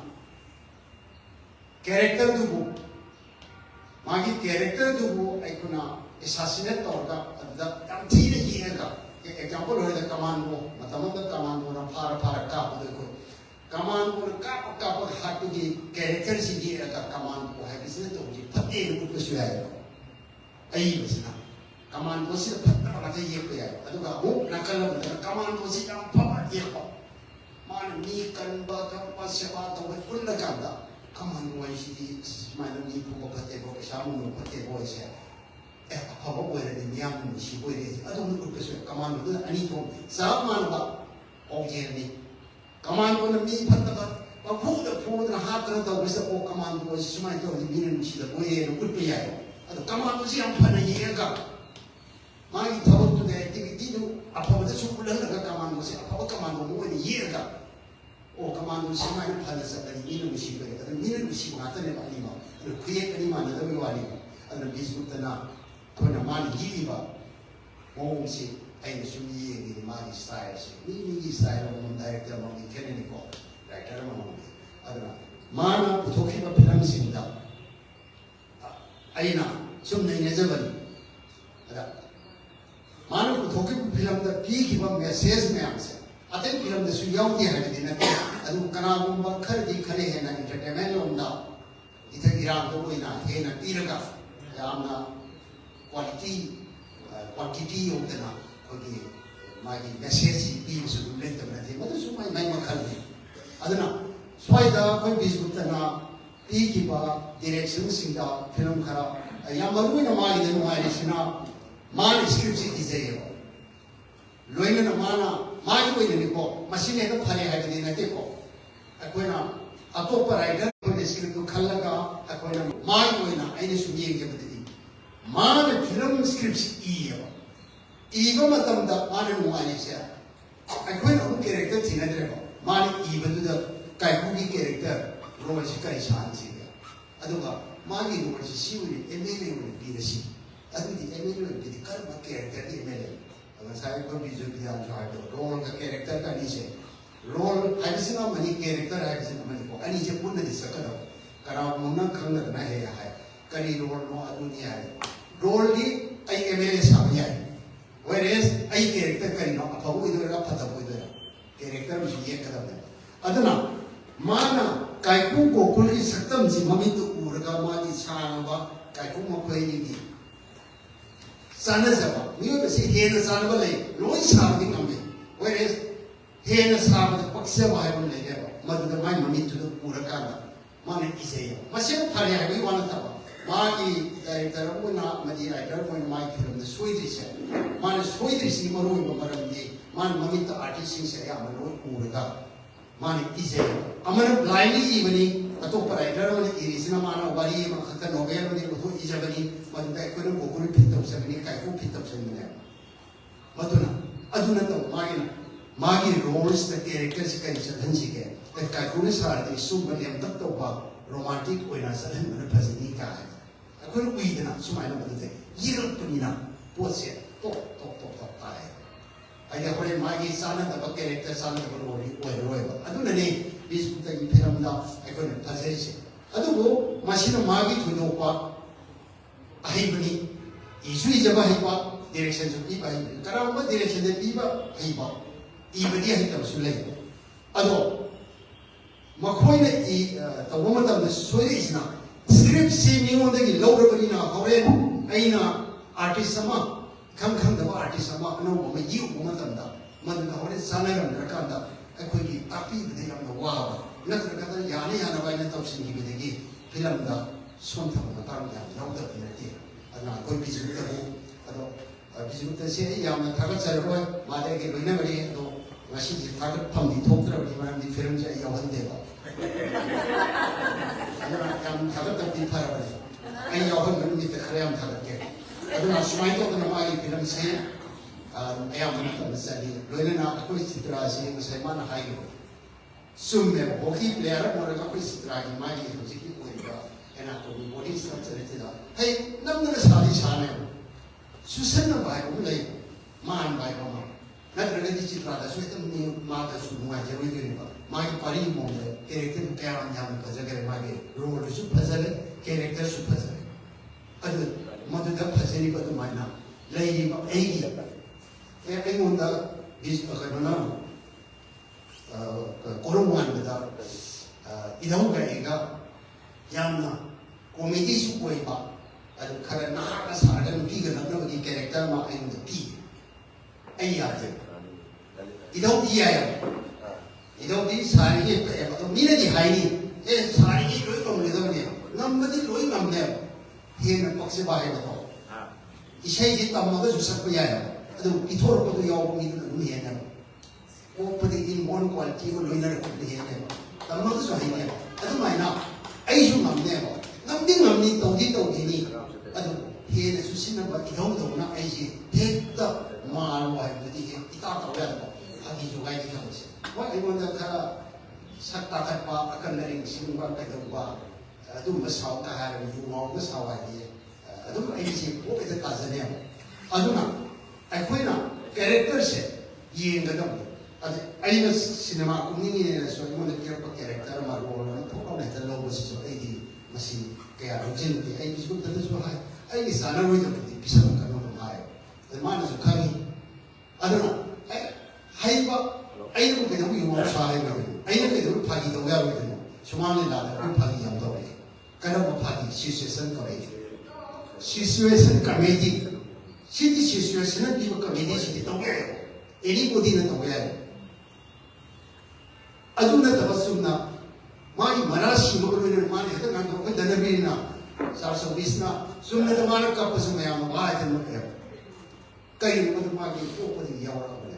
아주 시스템은 그 미디는 거기 또이 다이리 나도 이게 못한다. 아이콘 또 그거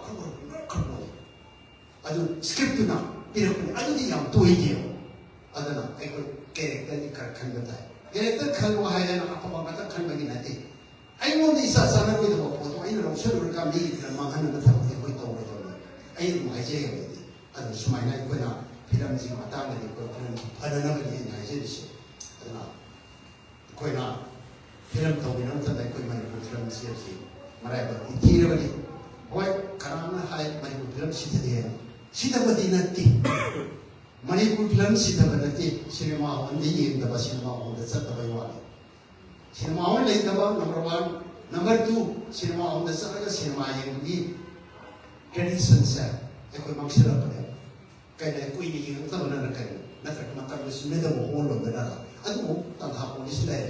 तंथा police दी यामना मुझे कान की याम modern होगा theatre में अदु येंगे this याम येंगे आले तो याम तुम Fani येंगे premiere show गुम्बाना फिर special show करता ये है होजिक्सी मतम सिनी मतम उन्दे कोई पार्ट पिस्ता गुम्बार थिएटर दा ड्रामा से कोई टिकट का रही है टिकट की थाम को दिगी ड्रामा तो है अदा होजिक्ती पार्ट उन तो के लेम ना भी और सब है थिएटर में सिद्ध नहीं से थिएटर इच्छा मसाला दी सी में नते हो आई कोई के नो मत अकोई में ले बा कोई किसन ने बोल सक मैं मतम काय थु पुनी के तो मैं जो बोल पसिना आई कोई थिएटर से ना सी येंद्रे बातों पिर पता अखन अब थिएटर रू ने ने म्यूट कर न तना सेंस ऑफ इनोसेंट ऑडियंस की सत्रे चिनी मतम न सिनेमा जो दुनी सिनेमा से भी करी देगी नो है मतम दा कोई सिनेमा से इना कितन खजब दा आइना सियामेन ओजेरिंगी मतम दा आई खदी पुने जरमनी ꯑꯗꯣ ꯑꯃꯨꯛ ꯍꯣꯡꯗꯣꯛꯈꯤꯕꯁꯤ ꯀꯔꯝꯕ ꯃꯇꯝꯗ ꯍꯣꯡꯉꯤꯅꯣ ꯈꯪꯗꯦ ꯑꯩꯈꯣꯏꯒꯤ ꯁꯤꯒꯤ ꯊꯤꯌꯦꯇꯔꯁꯦ MSFDS lupa 30,000 khata lawal thang se no pai jelas awareness ai pai je ni ai kan pressure ta ai koi committee ki executive members ko ado koi jen ta pai ni matam jen ta na hare culture pai ado khara kan da ki kan na Lasmi agone mana commissioner ni da yang kan mo na ta ngang na ta na pa na ai ne ang pada ta ra ka da Ising terang ada premier show kita tadi ko only premier show demina thang je ma ji la si 15,000 da ya ko ta ko sa na ra ado kramai to kan karo ni ka mo ti ka ki mo ka mo ri ati si ma di wo ma si kramai to ni ka mo je ado ma si ai ko ya ra ga di ai na ko ni sia me su ne di ni ka ko ka ta na ra ai ko ni ne le je mo si ai ni ma tam du da ai mà thằng đó bây giờ problem khởi thôi chỉ là bộ cái why vì what to khởi lên đó anh đi nghe tôi phải nào outsider đi làm mình nó why vậy xem mà thằng đó 30 rồi 30,000 là cái nào vậy anh nói anh coi tiền nó 45,000 rồi cinema nó 45 mà bạn không tin đâu why mà cái 30 rồi anh sao anh ấy cũng này mà thằng đó tao không napa mana pai si betis kan mana ni ada wasi poi ahli mon na su ko kapita di mga manelo poi di harga ini si ira ulo bira ta mo mata mesti ai si na waro kita na si tha ko ta kan mo na ta ko de sinna sunday ga saturday ga se premier show ki da mata di sutra malo pa ai discussion na ta su ngang je ta bien meni adi mata ta ki Sigi secretary itu tu kan juga. Aina haji di sini, aku tamu sudah pensiun di mana, tamu na ina aku dari dia nak kami di mana. Ada aku film ini ni lagi bawa theater saya. Aku film dekat ini, macam sudah masuk sana, pesawat laut na, sea laut na, awak apa pilih itu. Aina, nami terani di mana dah aku dekat ini, mana lar lagi, hana lelaki program ni, aku pilih, atau baca film beri ni dah. Aku film ni dong yang mana masih sasa gitu ni. Aku film ni dong tu songje ni bahal orang yang masih, aku mengundang orang hiba, tak nak hiba. Aduh, mau macam tu kerana sudah hiba, kerana aku sahaja sengsara, mana kerana aku civil rights mana. Why ni? Aku film release dah muda, dah kita sama diri jadi kali. Masih macam itu macam ini. Namun tarani mungkin sangat speaker dah tarani, mungkin memandang lagi, mungkin aku kata. Madugi koi yana problem kita ni. Adik se masih awareness sih. Number one story sih awareness. Sama ada koi lekai ke community hall yang mana. Adik kita aja di proses sanjung dia ada di ko. Cinema tu ni pun macam ni, tapi ni ko producer macam ni. Adik community hall lagi orang ni lekai dah. Community hall sih dia jauh, sinut jauh, member pun mesti jauh. Community hall, why pun macam dah. Maduda loba sian pangga sinut tu yau dawa lekai di lei babara ale dia yang modele man wai baka ani mamanji kena gene mapa lagi wai biduna besa hen gene sinut tu member uri tu wai na ta ne kasi saneri ne adu ai koi di ai koi mapu da gine he na ni atu pudan ta ne si haji mukti madu mukti to unda di ai matam du di siam do krabdi ai su ka khang de mana mapu ya ti ai koi ta ga pi ge da Manipur film ni lagi bawa hall sida, aku ni film ni thama macam je, macam dah, tanah ibu dek kari kaya kanan ni itu ino, masih aku ni dibuat ni, masih aku nak present kesi nak ay yang mana ini dah ay request itu macam ni, aku kari no siya tham ini dah film release dah, yang nanti show kau yang ada nanti, tanah itu pada nak premier show tadi, aku film ni, tanah itu pada yang maminta tu yang tersalau dia orang, aku aisyah. Hai pun tu deh, hai suggest kena mayam ni. Ada ni bisa lebih apa, tak lebih apa. Aduh, makara, masih dah kerana apa secretary itu kalau ini masih nak kena blame tu mana jadi. Ini pun aku di sini tak biar saya. Aku ni ambil panggilan, hai kita ni, tahan kita ni. Sini sedang sini thasi macam madu kita itu. Kau lalu suruh je ke, aji kerja semua kau nama siapa bisu ada. Aduh, kau ꯆꯠꯊꯣꯛꯅꯤꯡꯉꯕ ꯍꯟꯗꯛ art and culture ꯄꯥꯏꯔꯛꯄꯁꯤ ꯀꯅꯥꯅ ꯄꯥꯏꯔꯛꯀꯦ ꯍꯥꯏꯕꯗꯨ ꯌꯦꯡꯉꯒ ꯆꯤꯌꯥꯔꯃꯦꯟꯗꯤ ꯑꯩꯈꯣꯏꯒꯤꯗꯤ ꯁꯤꯒꯤ MSFDSꯒꯤ ꯆꯤꯌꯥꯔꯃꯦꯟꯗꯤ always chief minister ꯑꯣꯏꯕꯅꯤ ꯑꯩꯈꯣꯏꯒꯤ ꯏꯆꯟꯅꯨꯄꯤꯅ ꯒꯣꯕꯔꯅꯔꯅ ꯀꯩꯅꯣꯒꯤ ꯑꯣꯏꯒꯗꯧꯅ ꯑꯗꯨꯃꯥꯏꯅ ꯑꯩꯈꯣꯏꯒꯤꯗꯤ ꯆꯤꯐ ꯃꯤꯅꯤꯁꯇꯔ ꯑꯣꯏꯕꯅꯤ ꯍꯧꯖꯤꯛ ꯆꯤꯐ ꯃꯤꯅꯤꯁꯇꯔ ꯂꯥꯏꯅ ꯆꯤꯐ ꯃꯤꯅꯤꯁꯇꯔꯗꯨ ꯑꯣꯏꯕꯅꯤꯅ ꯑꯩꯈꯣꯏ ꯆꯤꯐ ꯃꯤꯅꯤꯁꯇꯔꯗ ꯆꯦ ꯊꯥꯔꯒ ꯑꯩꯈꯣꯏꯒꯤ ꯄꯩꯁꯥꯁꯦ ꯔꯤꯗ꯭ꯌꯨꯁ ꯇꯧꯁꯦ ꯃꯤꯅꯤꯃꯥꯏꯁ ꯇꯧꯁꯦꯕ ꯃꯁꯤ ꯃꯌꯥꯝ ꯄꯨꯝꯅꯃꯛꯀꯤꯅꯦꯕ ꯑꯗꯣ ꯐꯤꯂꯝ ꯐꯣꯔꯝ ꯑꯁꯤꯗ ꯑꯩꯈꯣꯏ ꯈꯔ ꯍꯦꯟꯅ ꯏꯅꯤꯁꯤꯌꯦꯇꯤꯚ ꯂꯧꯕꯤꯔꯒ ꯌꯥꯝꯅꯁꯨ ꯍꯦꯟꯅ ꯈꯪꯕꯤꯔꯕꯅꯤ ꯑꯗꯨꯅ ꯉꯁꯤ ꯑꯩꯈꯣꯏ ꯇꯔꯦꯠ ꯇꯔꯥ ꯊꯣꯛꯅ ꯁꯄꯣꯔꯠ ꯇꯧꯕꯤꯌꯨ ꯑꯗꯨꯒ ꯑꯃꯇꯪ ꯑꯔꯣꯏꯕꯗ ꯍꯥꯏꯖꯔꯝꯃꯒꯦ ꯐꯤꯂꯝꯗꯤ ꯅꯝꯕ ꯄꯥꯝꯕ ꯐꯤꯂꯝ ꯄꯨꯊꯣꯛꯄꯗꯤ ꯄꯥꯝꯕ ꯐꯤꯂꯝ ꯀꯨꯝꯕꯁꯨ ꯄꯥꯝꯕ ꯃꯔꯨꯞ ꯃꯄꯥꯡ ꯏꯆꯤꯟ ꯏꯅꯥꯎꯁꯤꯡꯁꯦ ꯐꯤꯂꯝ ꯐꯣꯔꯝꯒꯤꯅꯤ ꯍꯥꯏꯅ ꯐꯤꯂꯝ ꯐꯣꯔꯝꯅ ꯀꯩꯅꯣꯝꯃ ꯂꯧꯊꯣꯔꯛꯄꯗ ꯂꯅꯥꯏ ꯑꯣꯏꯅ ꯕꯥꯔꯇꯣꯟ ꯌꯧꯔꯛꯇꯦ ꯁꯤꯐꯥꯎ ꯂꯥꯛꯇꯦꯅ ꯂꯥꯛꯄꯤꯗꯕꯁꯤ ꯇꯧꯕꯤꯅꯕ ꯑꯗꯣꯝꯅ ꯇꯁꯦꯡꯅ ꯐꯤꯂꯝꯒꯤ ꯃꯅꯤꯄꯨꯔ ꯐꯤꯂꯝꯁꯤ ꯊꯃꯣꯏ ꯁꯦꯡꯅ ꯅꯨꯡꯁꯤꯕ ꯑꯣꯏꯕꯤꯔꯒꯗꯤ ꯄꯥꯎꯃꯦ ꯐꯪꯕꯗ ꯐꯤꯂꯝ ꯐꯣꯔꯝꯅ ꯇꯧꯔꯤ ꯊꯕꯛꯁꯦ ꯑꯩꯈꯣꯏꯒꯤꯅꯤ ꯁꯤꯃ ꯈꯪꯕꯤꯔꯀꯥꯟꯗ ꯃꯁꯤꯗ ꯁꯣꯏꯗꯅ ꯌꯥꯎꯕꯤꯌꯨ ꯑꯗꯨ ꯑꯣꯏꯔꯒꯗꯤ ꯑꯗꯣꯝ ꯐꯤꯂꯝ ꯅꯨꯡꯁꯤꯕꯅꯦꯅ ꯂꯧꯖꯒꯅꯤ ꯅꯠꯇ꯭ꯔꯒ ꯑꯁ ꯑꯩꯉꯣꯟꯗ ꯍꯥꯏꯔꯛꯇꯦ ꯅꯠꯇꯦ ꯑꯩꯈꯣꯏ ꯐꯤꯂꯝꯒꯤ ꯀꯩꯒꯨꯝꯕ ꯖꯦꯅꯔꯦꯜ ꯁ꯭ꯇ꯭ꯔꯥꯏꯛ ꯑꯃ ꯇꯧꯅꯤ ꯅꯠꯇ꯭ꯔꯒ ꯑꯦꯖꯤꯇꯦꯁꯟ ꯑꯃ ꯇꯧꯅꯤꯁꯦ ꯑꯩꯉꯣꯟꯗ ꯗꯥꯏꯔꯦꯛ ꯄꯥꯎ ꯍꯥꯏꯔꯛꯇ꯭ꯔꯁꯨ ꯀꯅꯥꯒꯨꯝꯕ ꯃꯔꯨꯞ ꯑꯃ ꯍꯥꯏꯔꯝꯃꯗꯤ ꯑꯩꯈꯣꯏ ꯌꯧꯕ ꯑꯅꯥ ꯑꯌꯦꯛ ꯌꯥꯎꯕ ꯑꯦꯛꯁꯤꯗꯦꯟ ꯌꯥꯎꯕꯗꯨꯅꯤꯀꯣ ꯌꯧꯔꯛꯀꯅꯦꯕ ꯃꯥꯅ ꯐꯤꯂꯝ ꯐꯣꯔꯝ ꯃꯄꯥꯡꯒꯜ ꯀꯜꯍꯜꯂꯕ ꯊꯥꯖꯕꯤꯌꯨꯀꯣ ꯐꯤꯂꯝ ꯐꯣꯔꯝ ꯃꯄꯥꯡꯒꯜ ꯀꯜꯍꯜꯂꯕ ꯃꯅꯤꯄꯨꯔꯗ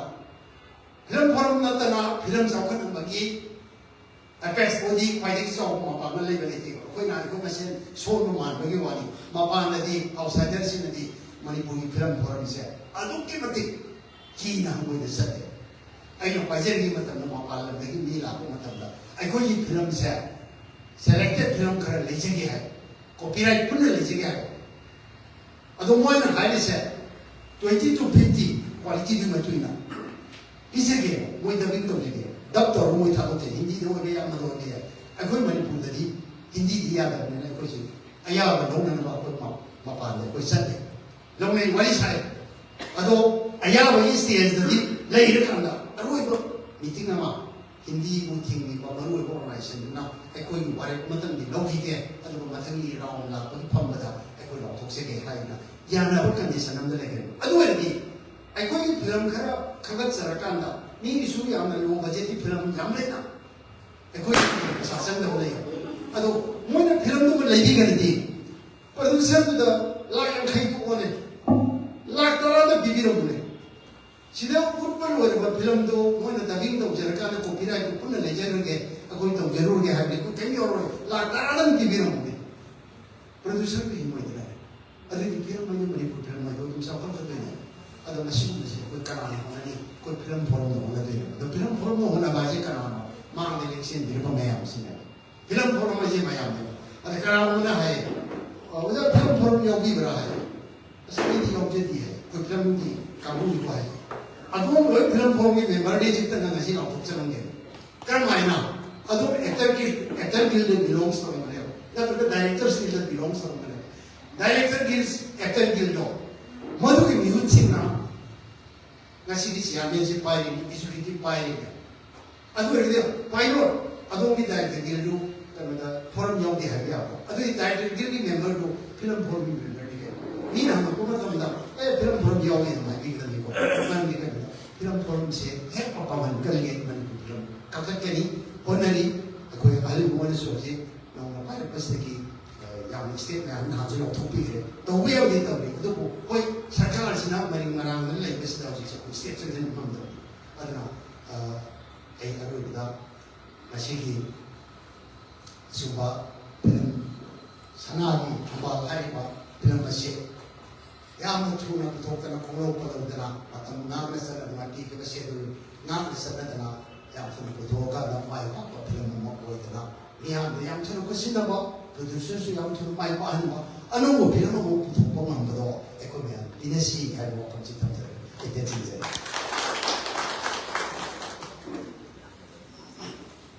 Kasih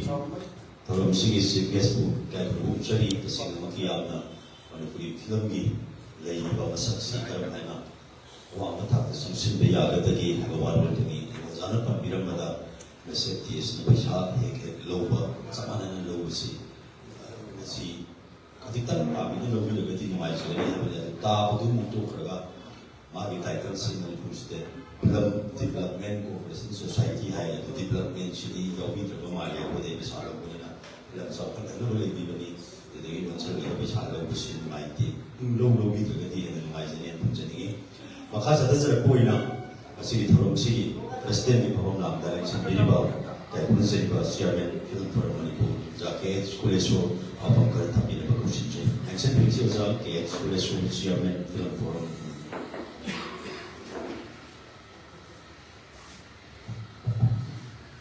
Masih secara film, secara Netflix na, untuk itu dibuat, sekarang ditambah lagi buat, film sih dibuat, yang sendiri buat, kalau saya artis yang buat, orang siapa itu juga komisi, ini na, kalau itu orang di komisi yang yang film lagi semua orang itu juga komisi. Nên là mang cái chuẩn bị vào sáng nay có artist sinh với cái artist này bị sinh ba sinh nó cũng sắp xếp là cái của sẽ này em mang ra yang ngặt hay là đẹp nè sắp xếp được bao tận ngay thì thế anh tôi cũng mong rất kỳ thì số là thì làm gì mai ba cô ở dưới đây được mà chỉ tiếc là cái đó dưới đây nó lại còn bọc thông cái mình sẽ là anh sẽ làm một chương trình masih sanai tambal hai ba film se asena sanai tambal satu ko ina hai cinema se mini yang pam na ba yang ba ada sedang di mai pa ko ko semua hai na bis ri besu na hai ngai ni jadi sai asen kru yang kau tu da yau hi ba artis sing se among yau da film mo pu ka ba ta Sewong orang Malaysia group ada, film saya Mina, amak aku cek pada Maya di film ini hai demi sih, buku dari kerja dari anda jadi bidang dari kajian sahaja, jadi aplikasi master, jadi dasar pasal dari, tapi lepas itu dari, atau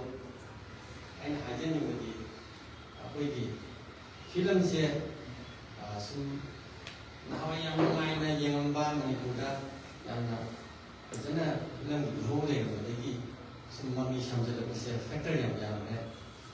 ham tadi apa nak covid kumba jadi uki gilan kumba dah apa nak jadi kane ada aku kita tu latih jadi film si kamai tu biasa kan kat ni yang bonsen film yang shocking sih Bazar sinema hall singsi film kapang ng sinem COVID 2019 ni ukilan di 2023 2019 ni maman kan ni film saya kamai tu orang biasa yang ni aduh luar order film saya pasti lah tak bazar ada bukai yang apa ada sinema hall pam maga sinema yang mana tak luar order saya lagi macam tu dah amu अकोई यावलो सिंगमु cinema जो कामु सिंगसिदा producer दा करिदा एत्ता पैसासी अति पासादा लोग दा बबी मकाई खाई से नसेगी फिल्म सी तो पत्तन न पा मोई दा मुता पैसा तान मोई तो एका खना पा अदा प्रोड्यूसर सिनेमा माई पितोकी मसिदगी नि अकोई मणिपुरी सिनेमा दा मारे थिबसे अकोई सिदा लोन ऑर्डर फट्टा बसे मसिना yang maru ni step on ni si kana nantoi ukilan su doan order kata begini ada natural calamity da COVID-19 guna lagi versi apa nak bisik mayam sida cinema di ihoma kana sagana ba cinema yang ninga ba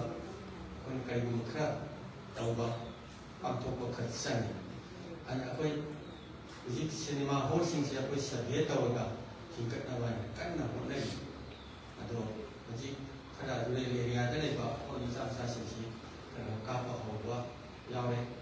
semua ihom dia jadi, mana boleh semua macam ini tengah Kinex kawan siga, tak boleh siga, ini saya dia sini apa mungkin orang saya rasa, itu mana sini masih, namun orang pembeli terba, yang saya tak belum berjalan ni, mungkin di panggai di semua orang suruhkan lagi, yang tapi, kalau saya kena final ni, Pada kebenaran semua ada semua sudah dan kita tahu tahu mana, mereka dah fittingkan tahu. ꯑꯗꯒꯤ ꯊꯧꯕꯥꯜ ꯄꯔꯦꯡꯗꯁꯨ ꯑꯗꯨꯝ ꯂꯩꯔꯤ ꯃꯣꯏꯔꯥꯡꯂꯣꯝꯗꯁꯨ ꯂꯩꯔꯤ ꯁꯨꯃꯥꯏꯅ ꯕꯤꯁꯦꯝꯄꯨꯔꯒꯨꯝꯕ ꯀꯔꯤꯒꯨꯝꯕ major ꯁꯤꯇꯤꯁꯤꯡꯁꯦ ꯀꯛꯆꯤꯡꯒꯨꯝꯕꯁꯤ ꯁꯦꯝꯒꯠꯂꯒ ꯁꯤꯅꯦꯃꯥꯒꯤ web ꯑꯃ ꯀꯟꯈꯠꯂꯛꯅꯕ ꯃꯌꯥꯝꯗ ꯃꯁꯤꯒꯤ ꯄꯥꯎꯖꯦꯜ ꯑꯃ ꯄꯤꯕ ꯀꯟꯅ ꯍꯣꯠꯅꯔꯤ ꯃꯥꯏ ꯄꯥꯛꯀꯅꯦꯅ ꯈꯜꯂꯤ ꯑꯗꯣ ꯃꯣꯏꯅ ꯁꯤꯗ ꯂꯥꯛꯇꯅ ꯌꯦꯡꯕꯁꯦ ꯍꯧꯖꯤꯛꯁꯤ ꯃꯅꯤꯄꯨꯔꯁꯦ ꯁꯦꯟ ꯊꯨꯝꯒꯤ ꯐꯤꯕꯝꯁꯦ ꯑꯔꯥꯞꯄ ꯐꯪꯕ ꯁꯣꯛꯈꯤꯕ ꯏꯅꯥꯛ ꯈꯨꯟꯕꯁꯨ ꯂꯥꯏꯔꯕꯁꯨ ꯍꯧꯖꯤꯛꯁꯤ ꯄꯩꯁꯥꯁꯦ ꯌꯥꯝ ꯋꯥꯅꯩ ꯑꯗ ꯑꯩ ꯇꯠꯇꯅ ꯍꯥꯏꯖꯕꯅꯤ ꯁꯤꯅꯦꯃꯥ ꯌꯦꯡꯕꯁꯦ ꯑꯩꯅꯁꯦ ꯕꯦꯁ ꯇꯥꯟꯊꯥꯗ ꯇꯧꯕꯁꯦ ꯇꯤꯀꯦꯠ ꯃꯃꯜꯁꯦ ꯂꯨꯄꯥ 100 200 ꯁꯨꯃꯥꯏꯅ ꯄꯤꯌꯨ ꯑꯗ ꯀꯩꯅꯣꯗꯒꯤ ꯁꯤꯡꯅꯨꯡꯗꯒꯤ ꯀꯛꯆꯤꯡꯗꯒꯤ ꯃꯥꯔꯀꯦꯠꯗꯒꯤ ꯃꯤ ꯁꯤꯅꯦꯃꯥ ꯌꯦꯡ ꯂꯥꯛꯄꯗ ꯚꯔꯥꯗ ꯍꯟꯕꯗ ꯂꯨꯄꯥ 100 ꯌꯨꯝꯐꯣꯗ ꯇꯤꯀꯦꯠ ꯃꯃꯜ ꯂꯨꯄꯥ 100 ꯑꯗ ꯏꯃꯨꯡꯗꯒꯤ ꯃꯤ 2 3 ꯂꯥꯛꯇꯥꯔꯒꯗꯤ ꯇꯤꯀꯦꯠ ꯃꯃꯜꯗꯁꯦ ꯂꯨꯄꯥ 900 ꯂꯩꯊꯣꯛꯈ꯭ꯔꯦ 100 ꯄꯤꯕ ꯀꯛꯑꯅꯤ ꯑꯗꯨꯒ ꯚꯔꯥꯗꯨꯒ ꯄꯩꯁꯥꯁꯦ ꯌꯥꯝ ꯆꯠꯂꯦ ꯑꯗꯨ ꯃꯣꯏꯁꯤ ꯁꯤꯅꯦꯃꯥ ꯌꯦꯡꯅꯤꯡꯕꯒꯤ ꯃꯣꯠꯁꯦ ꯍꯥꯟꯅ ꯌꯦꯡꯅꯤꯡꯉꯤ ꯃꯣꯏꯁꯦ ꯑꯗꯨꯅ ꯁꯤꯒꯨꯝꯕ ꯄ꯭ꯔꯣꯕ꯭ꯂꯦꯝꯁꯤ ꯂꯥꯛꯄꯗꯒꯤ ꯑꯩꯈꯣꯏꯅ ꯔꯨꯔꯦꯜ ꯑꯦꯔꯤꯌꯥꯒꯤ ꯁꯤꯅꯦꯃꯥ ꯍꯣꯜꯁꯤꯡꯁꯦ ꯃꯣꯏ ꯖꯒꯥꯗ ꯂꯩꯕꯁꯤꯡꯁꯤ ꯍꯦꯟꯒꯠꯍꯟꯗ꯭ꯔꯒꯗꯤ ꯁꯤꯅꯦꯃꯥꯁꯤ ꯀꯟꯊꯣꯛꯄ ꯉꯝꯃꯔꯣꯏ ꯍꯥꯏꯕꯁꯤ ꯀꯟꯅ ꯑꯩꯈꯣꯏ ꯀꯦꯝꯄꯦꯟ ꯇꯧꯖꯔꯤ ꯑꯗꯨꯒ ꯑꯇꯣꯞꯄ ꯄ꯭ꯔꯣꯖꯦꯛ ꯑꯃꯁꯨ ꯍꯧꯈꯤꯕ ꯗꯤꯁꯦꯝꯕꯔꯗ ꯂꯣꯟꯁ ꯇꯧꯁꯤꯔꯥꯅ ꯈꯟꯅꯕꯗ ꯄꯩꯁꯥꯁꯤ ꯇꯪꯈꯥꯏ ꯊꯥꯗꯣꯛꯑ ꯇꯪꯈꯥꯏ ꯊꯥꯗꯣꯛꯇꯕ ꯄ꯭ꯔꯣꯖꯦꯛ ꯑꯃ ꯂꯩ ꯔꯨꯔꯦꯜ ꯑꯦꯔꯤꯌꯥꯗ ꯆꯠꯂꯒ ꯁꯤꯅꯦꯃꯥ ꯀꯥꯞꯅꯕ ꯑꯩꯈꯣꯏꯅ ꯗꯤꯖꯤꯇꯦꯜꯒꯤ ꯁꯦꯠꯑꯞ ꯑꯃ ꯑꯣꯕꯤꯋꯥꯟꯒꯤ ꯇꯥꯏꯞꯇ ꯆꯠ ꯀꯥꯞꯅꯕ ꯑꯃ ꯁꯦꯠꯑꯞ ꯇꯧꯔꯦ ꯀꯊꯥ ꯄꯨꯂꯤꯁꯅ ꯂꯧꯈꯠꯂꯛꯄꯅꯤ ꯃꯁꯤ ꯍꯟꯗꯛ ꯃꯥꯔꯆ ꯃꯇꯨꯡꯗ ꯁ꯭ꯋꯥꯏꯗ ꯂꯣꯟꯁ ꯇꯧꯁꯦꯅ ꯉꯥꯡꯅꯔꯤ ꯑꯗ ꯇꯧꯗꯣꯏꯁꯦ ꯁꯤꯅꯦꯃꯥꯒꯤ ꯏꯁꯀ꯭ꯔꯤꯟꯁꯦ ꯑꯩꯈꯣꯏ 30ꯃꯨꯛ ꯄꯥꯛꯄ ꯗꯤꯖꯤꯇꯦꯜꯒꯤ ꯑꯗꯨꯒ ꯑꯣꯕꯤꯋꯥꯟꯗꯧꯅ ꯍꯦꯟ ꯃꯅꯨꯡꯁꯤꯗ ꯃꯦꯆꯤꯟ ꯌꯥꯎꯖꯔꯕ ꯑꯗꯨꯒ ꯅꯣꯡ ꯆꯤꯡ ꯇꯥꯔꯒꯁꯨ ꯀꯔꯤꯝꯇ ꯁꯣꯛꯑꯔꯣꯏꯗꯕ ꯌꯥꯝ ꯁꯦꯐꯇꯤ ꯑꯣꯏꯕ ꯇꯥꯇꯥ ꯇ꯭ꯔꯛꯇ ꯍꯤꯠ ꯇꯧꯒꯗꯕ ꯑꯗꯨꯅ ꯃꯥꯒꯤ ꯑꯦꯡꯒꯜ ꯌꯦꯡꯉꯒ ꯔꯤꯃꯣꯠ ꯀꯟꯇ꯭ꯔꯣꯜꯅ ꯁꯥꯟꯅꯕ ꯔꯤꯃꯣꯠꯇꯨꯅ ꯑꯃꯒ ꯏꯁꯀ꯭ꯔꯤꯟ ꯑꯁꯤ ꯃꯊꯟꯇ ꯖꯤꯔꯤ ꯀꯥꯈꯠꯆꯔꯛꯄ ꯑꯗꯒꯤ ꯃꯥꯒꯤ ꯂꯥꯏꯠꯀꯤ ꯀꯝꯕꯤꯅꯦꯁꯟ ꯀꯔꯤ ꯀꯔꯥ ꯃꯝꯕ ꯉꯥꯟꯕ ꯃꯇꯨꯡꯗ ꯑꯗꯨꯝ ꯁꯦꯝꯖꯔꯛꯄ ꯑꯗꯨꯒꯨꯝꯕ ꯌꯥꯝ ꯑꯦꯗꯚꯥꯟꯁ ꯇꯦꯛꯅꯣꯂꯣꯖꯤꯁꯤ ꯇꯧꯔꯒ ꯑꯩꯈꯣꯏꯅ ꯔꯨꯔꯦꯜ ꯑꯦꯔꯤꯌꯥꯁꯤꯡꯁꯤꯗ ꯍꯥꯏꯒꯠꯂꯒ ꯁ꯭ꯋꯥꯏꯗ ꯁꯤꯅꯦꯃꯥ ꯌꯦꯡꯕ ꯉꯝꯗꯕ ꯌꯦꯡꯂꯧꯕ ꯄꯟꯊꯥꯗꯒ ꯌꯦꯡꯕ ꯄꯩꯁꯥ ꯌꯥꯝ ꯆꯤꯜꯂꯦ ꯑꯗꯨꯅ ꯍꯥꯏꯊꯔꯒ ꯃꯁꯤꯒꯤ ꯁꯤꯅꯦꯃꯥꯁꯤꯡꯁꯦ ꯑꯍꯣꯡꯕ ꯃꯃꯜꯗ ꯌꯦꯡꯍꯟꯅꯕ ꯋꯦꯕ ꯑꯃ ꯁꯥꯔꯁꯤ ꯍꯥꯏꯅ ꯑꯩꯈꯣꯏ ꯀꯟꯅ ꯇꯧꯔꯤ ꯄꯩꯁꯥꯁꯤ ꯃꯥꯔꯆ ꯃꯅꯨꯡꯁꯤꯗ ꯊꯥꯗꯣꯛꯄ ꯑꯔꯣꯏꯕ ꯐꯥꯏꯅꯦꯜ ꯊꯥꯗꯣꯛꯄ ꯌꯥꯏ ꯍꯥꯏꯅ ꯈꯜꯂꯤ ꯑꯗꯨꯔꯒꯗꯤ ꯑꯦꯄ꯭ꯔꯤꯜꯗꯗꯤ ꯃꯗꯨ ꯂꯣꯟꯁ ꯇꯧꯕ ꯌꯥꯏ ꯈꯜꯂꯤ ꯁꯤꯃ ꯂꯩꯖꯔꯦ ꯁꯤꯅꯦꯃꯥꯒꯤ ꯃꯔꯝꯗ ꯁꯤꯅꯦꯃꯥꯁꯦ ꯁꯨꯝ ꯅꯝꯕꯁꯤꯗ ꯑꯩꯈꯣꯏꯒꯤꯁꯦ ꯀꯝꯃꯨꯅꯤꯇꯤꯁꯨ ꯄꯤꯛꯄ ꯑꯗꯨꯒ ꯋꯥꯔꯤꯁꯤ ꯏꯃꯥꯟ ꯃꯥꯟꯅꯕꯁꯦ ꯐꯦꯃꯤꯂꯤ ꯗ꯭ꯔꯃꯥ ꯐꯦꯃꯤꯂꯤꯒꯤ ꯋꯥꯔꯤ ꯑꯣꯏꯅ ꯇꯧꯕꯁꯤꯗ ꯁꯨꯝ ꯃꯌꯥꯝꯁꯤꯁꯨ ꯈꯔ ꯏꯟꯇꯔꯇꯦꯅꯤꯡꯒꯤ ꯄꯣꯠ ꯌꯥꯎꯗ꯭ꯔꯒꯗꯤ ꯔꯤꯐ꯭ꯔꯦꯁ ꯇꯧꯗꯕ ꯑꯩꯈꯣꯏ ꯁꯤꯅꯦꯃꯥꯁꯦ ꯑꯗꯨꯅ ꯗꯤꯔꯦꯛꯇꯔꯁꯤꯡꯅ ꯄ꯭ꯔꯣꯗ꯭ꯌꯨꯁꯔ ꯔꯥꯏꯇꯔꯁꯤꯡꯅ ꯋꯥꯔꯤ ꯁꯥꯒꯠꯄꯤꯕ ꯀꯥꯟꯗ ꯃꯥꯟꯅꯗꯅꯕ ꯍꯣꯠꯅꯕꯁꯨ ꯑꯗꯨꯝ ꯆꯪꯉꯤ ꯑꯩꯈꯣꯏꯒꯤ ꯄꯨꯊꯣꯛꯄꯤꯕ ꯐꯤꯂꯝ ꯄꯨꯊꯣꯛꯄꯁꯦ ꯑꯩꯈꯣꯏꯒꯤ ꯁꯤꯗ ꯑꯋꯥꯠꯄ ꯑꯃ ꯂꯩ ꯀꯩꯅꯣ ꯍꯥꯏꯕꯗ ꯑꯩꯈꯣꯏꯒꯤ ꯐꯤꯂꯝꯁꯤ ꯔꯤꯂꯤꯁ ꯇꯧꯕꯁꯦ ꯗꯤꯔꯦꯛꯇꯔꯁꯤꯡꯁꯤꯅ ꯃꯥꯅ ꯅꯝꯕ ꯂꯣꯏꯔꯕ ꯏꯗꯤꯇꯤꯡ ꯂꯣꯏꯔꯕ ꯐꯤꯂꯝꯁꯦ ꯄ꯭ꯔꯦꯁ ꯔꯤꯚꯤꯌꯨꯅ ꯑꯃ ꯇꯧꯕ ꯆꯨꯝꯅ ꯍꯤꯠ ꯇꯧꯕ ꯊꯥꯏꯅ ꯑꯩꯒ ꯁꯥꯃ ꯌꯥꯝ ꯐꯥꯎꯔꯤꯁꯦ ꯃꯁꯤ ꯃꯥꯒꯤ ꯐꯤꯂꯝꯁꯤ ꯔꯤꯂꯤꯁ ꯇꯧꯗ꯭ꯔꯤꯉꯩꯗ ꯂꯣꯏꯅ ꯂꯣꯏꯔꯀꯥꯟꯗ ꯄ꯭ꯂꯦꯁꯃꯦꯟ ꯃꯤ 30 40 ꯕꯥꯇꯣꯟ ꯇꯧꯔꯅꯤ ꯑꯗꯒꯤ ꯃꯥꯅ ꯑꯥꯔꯠꯀꯤ ꯃꯔꯝꯗ ꯈꯪꯍꯩꯕ ꯑꯥꯔꯇꯤꯁꯁꯤꯡ ꯂꯩꯖꯕ ꯃꯤ ꯈꯔ ꯕꯥꯇꯣꯟ ꯇꯧꯔꯅꯤ ꯑꯗꯨꯒ ꯄ꯭ꯔꯦꯁ ꯔꯤꯚꯤꯌꯨꯁꯦ ꯃꯤ ꯑꯇ ꯌꯥꯎꯍꯟꯗꯅ ꯇꯧꯋꯦ ꯄ꯭ꯔꯦꯁ ꯔꯤꯚꯤꯌꯨꯁꯦ ꯇꯧꯕ ꯀꯥꯟꯗ ꯃꯥꯅ ꯆꯦ ꯑꯃ ꯂꯧꯊꯣꯛꯑꯒ ꯆꯦ ꯑꯃ ꯃꯣꯏꯅ ꯀꯃꯦꯟ ꯄꯤꯔꯝꯅꯕ ꯀꯔꯦꯛꯁꯟ ꯇꯧꯅꯤꯡꯕ ꯖꯒꯥ ꯍꯥꯏꯕꯤꯔꯝꯅꯕ ꯑꯗꯨꯃꯥꯏꯅ ꯇꯧꯔꯀꯥꯟꯗ ꯐꯤꯂꯝꯁꯦ ꯔꯤꯚꯤꯌꯨ ꯇꯧꯋꯦ ꯔꯤꯚꯤꯌꯨꯁꯤ ꯇꯧꯔꯀꯥꯟꯗ ꯃꯣꯏꯅ ꯆꯍꯤꯁꯨ ꯑꯍꯜ ꯑꯣꯏꯔ ꯃꯣꯏ ꯁꯤꯡꯕꯅꯤꯅ ꯃꯅꯤꯄꯨꯔ ꯂꯝ ꯌꯥꯟꯕ ꯐꯤꯂꯝ ꯇꯧꯕ ꯑꯣꯏꯕꯅꯤꯅ ꯃꯥꯅ ꯅꯍꯥꯟꯒꯩ ꯋꯥꯈꯜꯅ ꯁꯥꯒꯠꯂꯛꯑꯒ ꯄꯨꯊꯣꯛꯏꯕ ꯐꯤꯂꯝꯗꯣ ꯃꯤꯅ ꯀꯔꯤ ꯑꯣꯕꯖꯦꯛꯁꯟ ꯇꯧꯅꯤꯡꯉꯥꯏ ꯌꯥꯎꯔꯤꯒꯦ ꯀꯔꯤ ꯀꯛꯊꯠꯅꯤꯡꯉꯤꯒꯦ ꯄ꯭ꯔꯖꯥꯅ ꯀꯔꯤ ꯄꯥꯝꯃꯤꯒꯦ ꯍꯥꯏꯕ ꯄꯣꯠꯁꯦ ꯄ꯭ꯂꯦꯁꯃꯦꯟꯇꯨꯅ ꯇꯧꯔꯝꯕ ꯄꯣꯠꯁꯦ ꯃꯥ ꯁꯦꯝꯗꯣꯛꯑꯦ ꯌꯦꯡꯉꯦ ꯑꯗꯨꯅ ꯐꯤꯂꯝꯁꯤ ꯅꯨꯡꯉꯥꯏꯔꯣꯏꯗꯕ ꯄꯣꯠ ꯈꯔꯗꯒꯤ ꯄꯤꯛꯆꯔ ꯇꯧꯔꯦ ꯑꯗꯨꯒ 100% ꯅꯠꯇ꯭ꯔꯒꯁꯨ ꯑꯗꯨꯅ ꯐꯤꯂꯝꯁꯦ ꯑꯌꯥꯝꯕ ꯀꯝꯄ꯭ꯂꯦꯟ ꯂꯩꯒꯟꯗꯦ ꯑꯩꯈꯣꯏ ꯍꯧꯖꯤꯛ ꯂꯩꯔꯤꯕ ꯗꯤꯔꯦꯛꯇꯔꯁꯤꯡꯅꯁꯨ ꯃꯁꯤ ꯈꯔ ꯇꯧꯕ ꯆꯨꯝꯕ꯭ꯔꯥ ꯍꯥꯏꯅ ꯈꯜꯂꯤ ꯑꯩꯈꯣꯏꯅ ꯁ꯭ꯇꯣꯔꯤ ꯔꯥꯏꯇꯔꯅꯤ ꯑꯩꯈꯣꯏꯅ ꯄ꯭ꯔꯣꯗ꯭ꯌꯨꯁꯔꯅꯤ ꯑꯩꯈꯣꯏꯅ ꯗꯥꯏꯔꯦꯛꯇꯔꯅꯤ ꯑꯩꯈꯣꯏ ꯄꯨꯊꯣꯛꯆꯕꯅꯤ ꯑꯩꯈꯣꯏ ꯑꯇꯩꯒꯤ ꯀꯃꯦꯟ ꯗꯔꯀꯥꯔ ꯂꯩꯇꯦ ꯍꯥꯏꯅ ꯁꯨꯝ ꯆꯠꯈ꯭ꯔꯒꯗꯤ ꯑꯗꯨ ꯌꯥꯝ ꯇꯧꯅ ꯁꯣꯏꯕ ꯄꯣꯠ ꯑꯣꯏꯒꯅꯤ ꯍꯥꯏꯅ ꯈꯜꯂꯤ ꯑꯗꯨꯅ ꯗꯤꯔꯦꯛꯇꯔꯁꯦ ꯄ꯭ꯔꯤꯊꯤꯕꯤꯗ ꯍꯧꯖꯤꯛ ꯐꯥꯎꯔꯤꯁꯦ ꯑꯅꯧꯕ ꯆꯠꯅꯔꯛꯄꯗ ꯃꯈꯜ ꯑꯅꯤ ꯂꯩ ꯗꯤꯔꯦꯛꯇꯔꯁꯦ ꯃꯤꯉꯣꯟꯗꯒꯤ ꯁ꯭ꯀ꯭ꯔꯤꯞ ꯂꯧꯔꯒ ꯃꯥꯅ ꯗꯤꯔꯦꯛꯁꯟ ꯇꯧꯔꯒ ꯅꯝꯕ ꯐꯤꯂꯝ ꯈꯨꯅꯝ ꯁꯤꯅ ꯃꯥꯒꯤ ꯗꯤꯔꯦꯛꯁꯟꯗ ꯆꯪꯗꯅ ꯋꯥꯅ ꯇꯧꯕ ꯍꯧꯖꯤꯛ ꯐꯥꯎꯔꯤꯁꯦ ꯑꯩꯈꯣꯏꯒꯤ ꯕꯤꯁꯀꯨꯞꯇ ꯑꯩꯈꯣꯏꯅ ꯇꯧꯕꯁꯦ ꯁꯤꯒꯤ ꯁ꯭ꯇꯥꯏꯜꯁꯦ ꯑꯣꯊꯔ ꯗꯤꯔꯦꯛꯇꯔꯅ ꯑꯃ ꯂꯩ ꯁ꯭ꯀ꯭ꯔꯤꯞꯁꯦ ꯃꯁꯥꯅ ꯏꯕ ꯑꯗꯨ ꯃꯁꯥꯅ ꯏꯕ ꯁ꯭ꯀ꯭ꯔꯤꯞ ꯅꯠꯇ꯭ꯔꯒꯗꯤ ꯐꯤꯂꯝ ꯑꯇꯣꯞꯄꯁꯦ ꯅꯝꯗꯕ ꯗꯤꯔꯦꯛꯇꯔ ꯂꯩ ꯑꯗꯨꯅ ꯍꯧꯖꯤꯛ ꯏꯟꯇꯔꯅꯦꯁꯅꯦꯜ ꯂꯦꯚꯦꯜꯗ ꯌꯥꯝꯅ ꯐꯥꯎꯕ ꯑꯣꯏꯔꯤꯕ ꯑꯦꯋꯥꯔꯗꯀ ꯂꯧꯔꯤꯁꯦ ꯃꯁꯤꯅꯤ ꯍꯥꯏꯅ ꯑꯩꯈꯣꯏꯒꯤ ꯆꯠꯂꯨꯕ ꯑꯩꯈꯣꯏꯒꯤ ꯃꯦꯟꯕ ꯀꯣꯡꯕꯝ ꯁꯣꯅꯥ ꯀꯃꯜ ꯑꯦꯋꯥꯔꯗꯀ ꯐꯪꯕ ꯐꯤꯂꯝ ꯀ꯭ꯔꯤꯇꯤꯛꯁꯁꯦ ꯃꯁꯤ ꯖꯨꯔꯤ ꯑꯣꯏꯅ ꯃꯥꯅ ꯆꯠꯂꯕ ꯍꯥꯟꯅ ꯑꯗꯨꯃꯥꯏꯅ ꯇꯝꯃꯦ ꯑꯩꯈꯣꯏ ꯍꯥꯏ ꯁꯨꯃꯥꯏꯅ ꯇꯧꯋꯦ ꯑꯥꯗꯗꯤ ꯌꯥꯝꯅ ꯕꯦꯕꯥꯔ ꯇꯧꯔꯤꯁꯦ ꯁ꯭ꯀ꯭ꯔꯤꯞ ꯑꯃꯐꯥꯎ ꯏꯉꯝꯗꯕ ꯗꯤꯔꯦꯛꯇꯔꯁꯦ ꯑꯥꯗ ꯎꯁꯤꯠꯅꯗꯦ ꯑꯗꯨꯅ ꯑꯣꯊꯔ ꯗꯤꯔꯦꯛꯇꯔꯁꯦ ꯃꯁꯥꯅ ꯁ꯭ꯀ꯭ꯔꯤꯞ ꯏꯕ ꯁ꯭ꯀ꯭ꯔꯤꯞ ꯄ꯭ꯂꯦ ꯃꯥꯅ ꯇꯧꯕ ꯑꯗꯨꯒ ꯗꯤꯔꯦꯛꯁꯟꯁꯨ ꯃꯥꯅ ꯇꯧꯔꯒ ꯅꯝꯃꯛꯄ ꯁꯤꯒꯨꯝꯕ ꯗꯤꯔꯦꯛꯇꯔꯁꯤ ꯌꯥꯝ ꯕꯦꯕꯥꯔ ꯇꯧꯋꯤ ꯑꯩꯈꯣꯏꯁꯤꯗꯁꯨ ꯃꯇꯨꯡꯗ ꯈꯔ ꯁꯦꯝꯒꯠꯁꯤꯒ ꯋꯥꯔꯤ ꯇꯧꯋꯤ ꯑꯗꯨꯅ ꯐꯤꯂꯝꯁꯦ ꯑꯩꯈꯣꯏꯒꯤꯁꯤꯗ ꯄ꯭ꯔꯣꯗꯛꯁꯟ ꯇꯤꯝꯁꯤꯅ ꯃꯈꯜ ꯌꯥꯝꯕꯗꯩ ꯃꯅꯤꯄꯨꯔꯗꯗꯤ ꯐꯤꯂꯝ ꯄꯨꯊꯣꯛꯅꯕ ꯍꯣꯠꯅꯔꯛꯄꯗ ꯑꯥꯔꯇꯤꯁ ꯌꯥꯎꯅ ꯄꯨꯊꯣꯔꯛꯄꯁꯦ ꯄ꯭ꯔꯣꯗ꯭ꯌꯨꯁꯔꯅ ꯑꯩꯒꯤ ꯃꯥ ꯀꯨꯝꯍꯟꯕꯤꯌꯨ ꯑꯩꯒꯤ ꯃꯥ ꯌꯥꯎꯍꯟꯕꯤꯌꯨꯁꯦ ꯁꯤ ꯈꯔ ꯑꯗꯨꯝ ꯎꯏ ꯌꯥꯝꯗ꯭ꯔꯁꯨ ꯑꯗꯨꯅ ꯐꯤꯂꯝ ꯃꯄꯨꯡ ꯑꯣꯏꯔꯛꯄ ꯀꯥꯟꯗ ꯃꯥꯅ ꯀꯨꯝꯍꯟꯅꯤꯡꯕ ꯃꯤꯗꯨꯅ ꯈꯔ ꯍꯩꯕ ꯋꯥꯠꯂꯗꯤ ꯁꯤꯖꯤꯟꯅꯕ ꯋꯥꯠꯂꯗꯤ ꯐꯤꯂꯝꯒꯤ ꯀꯌꯥ ꯋꯥꯏꯕ ꯆꯥꯗꯦ ꯑꯗꯨꯅ ꯉꯁꯥꯏ ꯑꯩꯈꯣꯏꯒꯤ ꯗꯤꯁꯇ꯭ꯔꯤꯛꯇ ꯑꯩꯈꯣꯏꯒꯤ ꯇꯤꯝꯅ ꯄꯥꯊꯣꯛꯄꯗ ꯉꯁꯤꯒꯤ ꯁꯅꯥꯒꯤ ꯊꯝꯕꯥꯜ ꯍꯥꯏꯔꯤꯕ ꯐꯤꯂꯝꯁꯤꯗ ꯀꯥꯁ ꯇꯧꯔꯤꯕꯁꯤꯡꯁꯦ ꯑꯩꯅ ꯃꯃꯥꯡꯗ ꯇꯧꯖꯈ꯭ꯔꯦ ꯑꯃꯃꯝ ꯌꯥꯎꯕꯗ ꯐꯤꯂꯝ ꯑꯃꯗ ꯑꯃꯃꯝ ꯌꯥꯎꯕꯗ ꯐꯤꯂꯝꯗꯨ ꯄꯨꯔꯒ ꯆꯠꯄ ꯉꯝꯕ ꯃꯤ ꯉꯥꯛꯇ ꯄꯩꯒ ꯌꯥꯎꯔꯦ ꯑꯗꯨꯅ ꯐꯤꯂꯝꯁꯤ ꯁꯣꯏꯗꯅ ꯐꯖꯅꯦꯅ ꯈꯜꯂꯤ ꯑꯗꯨꯒ ꯋꯥꯔꯤꯗꯨꯒꯤ ꯃꯄꯨꯡ ꯑꯣꯏꯕꯗꯨꯗꯤ ꯆꯞ ꯆꯥꯅ ꯑꯩꯈꯣꯏꯅ ꯄꯥꯔꯨꯗ꯭ꯔꯒꯁꯨ ꯁꯤꯅꯣꯞꯁꯤꯁꯇꯨ ꯌꯦꯡꯕꯗ ꯍꯥꯏꯐꯦꯠ ꯌꯥꯝ ꯃꯑꯣꯡ ꯇꯥꯔꯦꯅ ꯈꯜꯂꯤ ꯐꯤꯂꯝꯁꯤ ꯃꯥꯏ ꯄꯥꯛꯄ ꯑꯣꯏꯁꯤꯟꯅ ꯊꯝꯖꯒꯦ ꯑꯗꯨꯒ ꯍꯧꯖꯤꯛ ꯐꯤꯂꯝ ꯐꯣꯔꯝꯁꯤꯅ ꯀꯔꯝꯍꯥꯏꯅ ꯇꯧꯔꯤ ꯀꯥꯏꯅꯁꯨ ꯈꯪꯅꯤꯡꯕꯅꯤ ꯃꯌꯥꯝꯁꯤꯅ ꯆꯤꯌꯥꯔꯃꯦꯟꯅꯤ ꯀꯥꯏꯅ ꯑꯣꯏꯔꯕꯅꯤꯅ ꯐꯤꯂꯝ ꯐꯣꯔꯝꯁꯦ ꯍꯧꯖꯤꯛ ꯀꯃꯥꯏꯅ ꯇꯧꯒꯦ ꯁꯤꯒꯤ ꯑꯟꯁꯔꯁꯦ ꯍꯧꯖꯤꯛ ꯆꯩꯔꯥꯛꯄꯣ ꯇꯧꯅ ꯍꯧꯖꯤꯛ ꯅꯨꯡꯇꯤꯒꯤ ꯅꯤꯅꯤ ꯀꯦꯁ ꯊꯝꯃꯤ ꯀꯝꯄ꯭ꯂꯦꯟ ꯃꯌꯥꯝꯁꯦ ꯅꯍꯥꯟꯒꯤ ꯆꯍꯤ ꯃꯔꯤ ꯃꯉꯥꯒꯤ ꯃꯃꯥꯡꯗ ꯇꯧꯕ ꯀꯝꯄ꯭ꯂꯦꯟ ꯁꯨꯝ ꯅꯝꯁꯤꯟꯅꯔ ꯂꯩꯕꯁꯤꯡꯁꯦ ꯍꯟꯗꯛꯁꯦ ꯈꯔ ꯁꯤꯟꯁꯤꯌꯔꯂꯤꯅ ꯇꯧꯕꯁꯤꯗ ꯄꯣꯠ ꯆꯩꯁꯤ ꯀꯧꯔꯒ ꯍꯤꯌꯥꯔꯤꯡ ꯇꯧꯔꯤ ꯐꯝꯃꯒ ꯑꯗꯨꯒ ꯃꯣꯏꯒꯤ ꯄꯦꯟꯗꯕ ꯀꯝꯄ꯭ꯂꯦꯟ ꯄꯩꯁꯥ ꯑꯦꯗꯚꯥꯟꯁ ꯂꯧꯊꯣꯛꯈ꯭ꯔꯒ ꯊꯕꯛ ꯇꯧꯕꯤꯗ꯭ꯔꯦꯒꯨꯝꯕ ꯑꯗꯒꯤ ꯍꯥꯟꯅ ꯉꯥꯡꯅꯕꯗꯤ ꯁꯨꯃꯥꯏꯅ ꯉꯥꯡꯅꯕꯅꯤ ꯑꯗꯨꯒ ꯃꯥꯅ ꯐꯤꯂꯝ ꯀꯨꯝꯃꯒ ꯗꯕꯤꯡꯗ ꯂꯥꯛꯎ ꯌꯥꯗ꯭ꯔꯦ ꯀꯥꯏꯒꯨꯝꯕ ꯁꯤꯒꯨꯝꯕ ꯌꯥꯝꯅ ꯀꯝꯄ꯭ꯂꯦꯟꯁꯤ ꯌꯥꯝ ꯂꯩ ꯑꯦꯜꯕꯝ ꯅꯝꯕꯒꯤꯅ ꯑꯃꯨꯛ ꯍꯦꯜꯂꯤ ꯀꯝꯄ꯭ꯂꯦꯟꯁꯦ ꯂꯨꯄꯥ ꯂꯥꯛ 2 ꯄꯤꯈ꯭ꯔꯒ ꯑꯦꯜꯕꯝ ꯂꯣꯏꯁꯟꯕꯤꯅꯤ ꯍꯥꯏ ꯂꯣꯏꯁꯟꯕꯤꯗꯦ ꯆꯍꯤ 2 ꯃꯈꯥꯏ ꯁꯨꯔꯦ ꯀꯥꯏꯅ ꯇꯧꯔꯣꯏꯗꯧꯔꯒꯅ ꯄꯩꯁꯥ ꯍꯟꯗꯣꯛꯄꯤꯌꯣ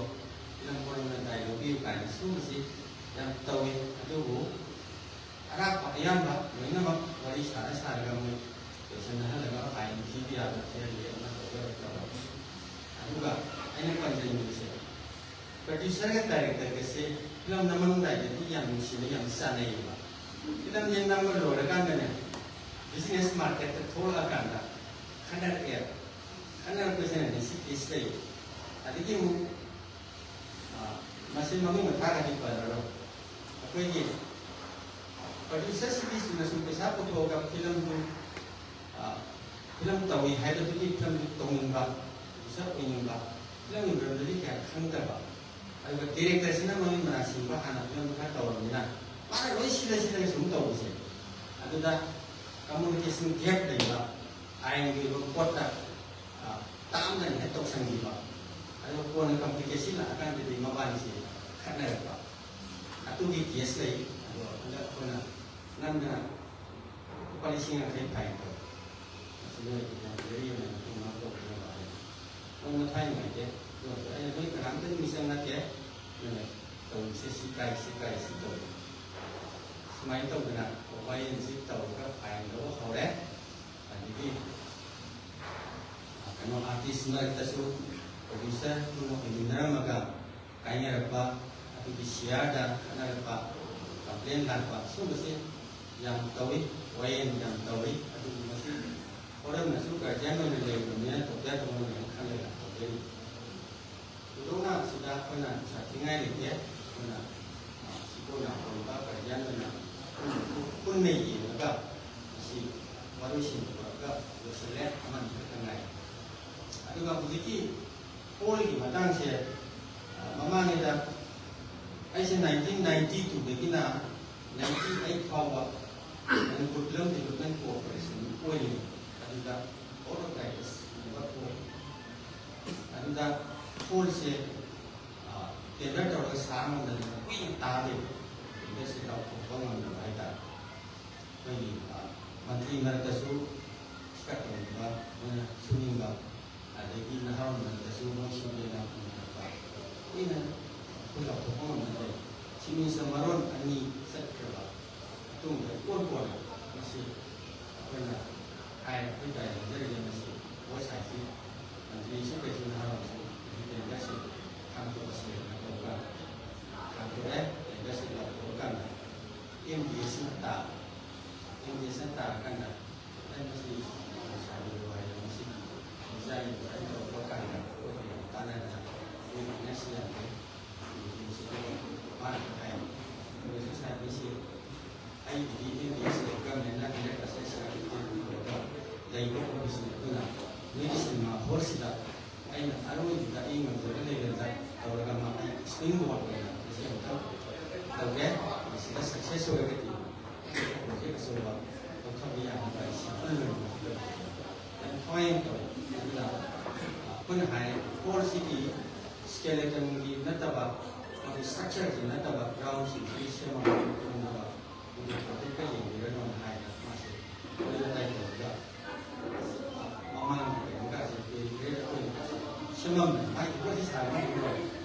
ดูมาตัวเป็นมาให้ผมดูนั่นเชื่อมันอันนี้ก็เรียกเราไม่มาตั้งสิมาตั้งตัวคนนะ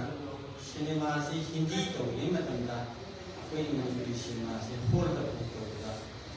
โฮลตัวตัวก็สิ่งนั้น그래도 이제 병리시 복심만 힘들어요. 혹시 행사 내간다. 몇대로 그렇게 좀 인시 또 우리 야그래요. 아들은 먼저 엄마다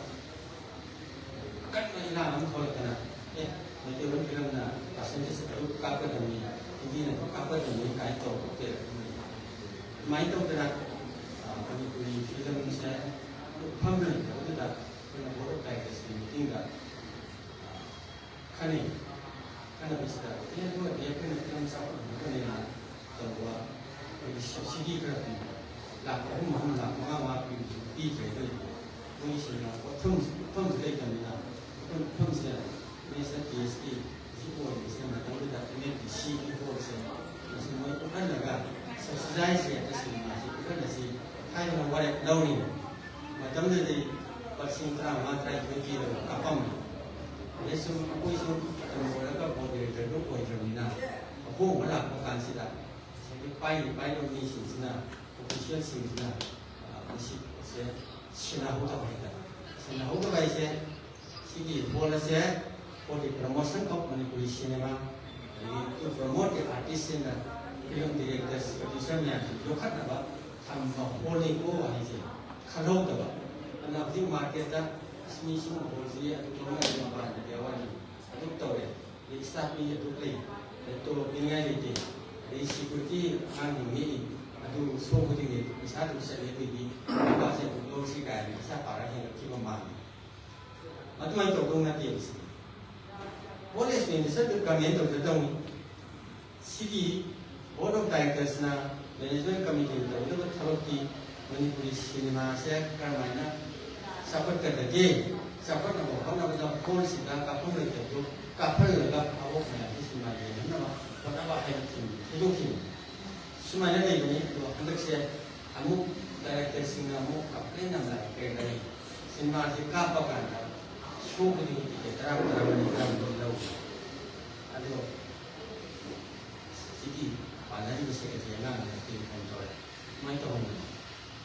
tahu yang kenapa yang masih itu. Yang hari ituเราhai dari ituมันstart tinggal tahu sekarang similar itu apa mana ini show kerja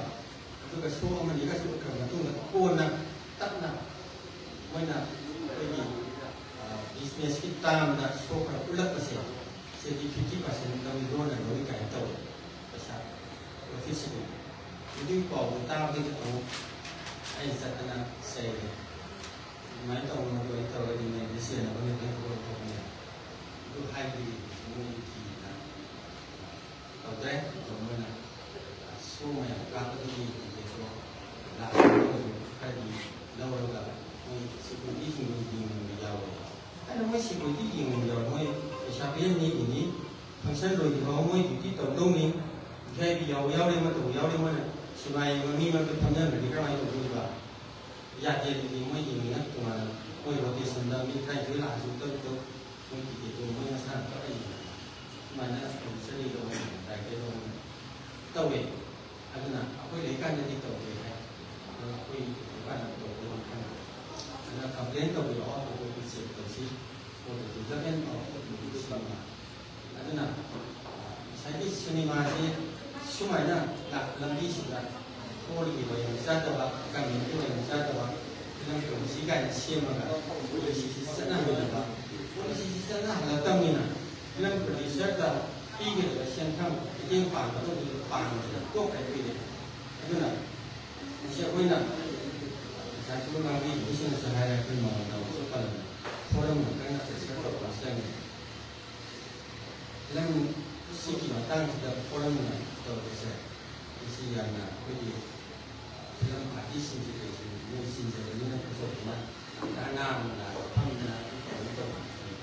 ꯑꯗꯨꯃꯥꯏꯅ ꯇꯧꯕꯗꯣ ꯑꯩꯈꯣꯏꯅ ꯆꯦ ꯆꯥꯡꯗ ꯗꯤꯇꯦꯜꯗ ꯀꯟꯅ ꯇꯧꯅꯅꯕ ꯍꯥꯏꯅ ꯍꯣꯠꯅꯖꯔꯤ ꯑꯩ ꯌꯥꯝ ꯁꯥꯡꯅꯁꯨ ꯃꯇꯝ ꯂꯧꯖꯔꯔꯣꯏ ꯑꯗꯨꯅ ꯄꯨꯝꯅꯃꯛꯅ ꯌꯥꯝꯕꯤꯔꯒꯗꯤ ꯃꯌꯥꯝ ꯌꯥꯕꯤꯔꯒꯗꯤ ꯐꯤꯂꯝ ꯐꯣꯔꯝ ꯑꯇꯣꯞꯄ ꯊꯕꯛꯇ ꯃꯇꯦꯡ ꯄꯥꯡꯕꯤꯌꯨ ꯍꯧꯖꯤꯛꯁꯦ ꯄꯩꯁꯥꯁꯤꯡ ꯂꯥꯛꯄꯒꯤ ꯑꯗꯨꯅ ꯈꯔ ꯇꯦꯟꯁꯤꯟꯖꯒꯦ ꯄꯨꯡꯁꯤ ꯊꯦꯡꯖꯤꯜꯂꯛꯄꯒ ꯑꯗꯨꯅ ꯃꯅꯤꯄꯨꯔꯤ ꯐꯤꯂꯝ ꯆꯥꯎꯈꯠꯄ ꯍꯥꯏꯁꯤꯗꯤ ꯑꯩꯈꯣꯏꯒꯤ ꯋꯥꯈꯜꯗ ꯂꯩꯔꯦ ꯐꯤꯂꯝ ꯇꯧꯕꯤꯔꯤꯕꯁꯤꯡꯒꯤ ꯋꯥꯈꯜꯗ ꯂꯩꯔꯦ ꯑꯩꯈꯣꯏꯅ ꯅꯤꯡꯍꯟꯅꯕ ꯌꯥꯗꯦ ꯃꯇꯝ ꯈꯔ ꯑꯩꯈꯣꯏ ꯈꯔ ꯂꯝꯕꯤ ꯑꯅꯥꯟꯕ ꯊꯧꯔꯝꯗꯒꯤ ꯆꯠꯀꯤꯡꯗ ꯊꯧꯕꯗ ꯅꯨꯡꯉꯥꯏꯇꯕ ꯑꯗꯨꯃꯥꯏꯅ ꯒꯥꯔꯤꯁꯤ ꯊꯧ ꯅꯨꯡꯉꯥꯏꯇꯕ ꯑꯗꯨꯃꯥꯏꯅ ꯐꯤꯂꯝ ꯁꯨꯝ ꯇꯧꯔꯛꯄꯗꯒꯤ ꯏꯔꯥꯡ ꯊꯣꯛꯈꯤꯕ ꯀꯩꯗꯧꯈꯤꯕ ꯐꯣꯟ ꯃꯨꯊꯠꯄ ꯈꯔꯕꯨꯗꯤ ꯊꯣꯛꯈ꯭ꯔꯦ ꯑꯩꯈꯣꯏ ꯅꯧꯅ ꯍꯥꯏ ꯇꯧꯅꯕ ꯀꯟꯅ ꯍꯣꯠꯅꯖꯔꯤ ꯄꯨꯝꯅꯃꯛꯁꯤ ꯍꯥꯏꯔꯒ ꯑꯩ ꯁꯥꯏꯁꯨ ꯇꯦꯟꯖꯔꯤ thank you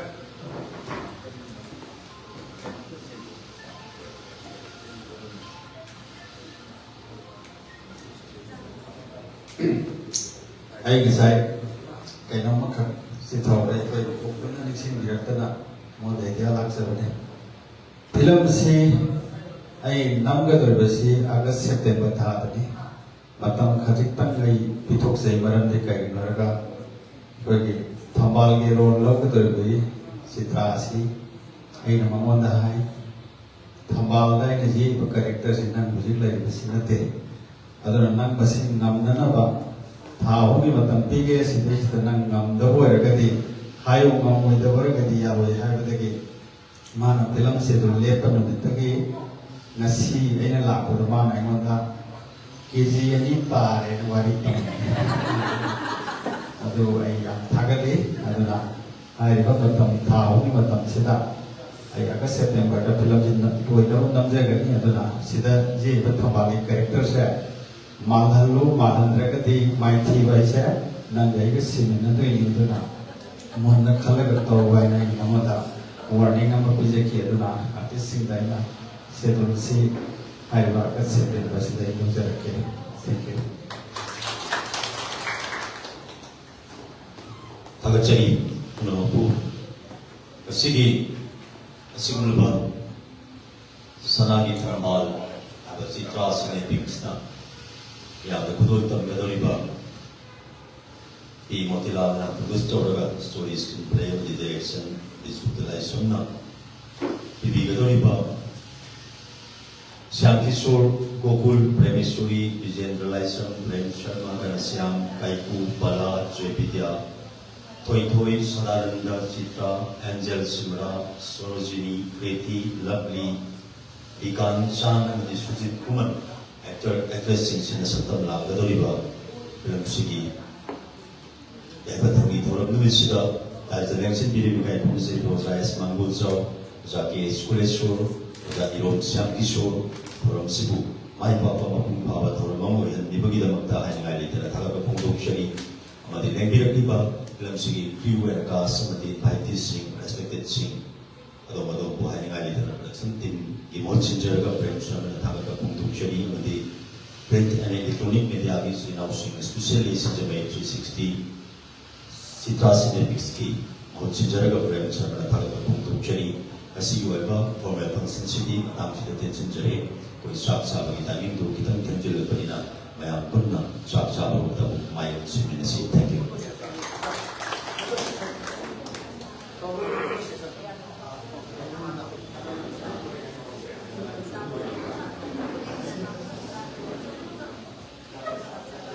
photo session nama kati mayam artist punna lekati juga photo session sini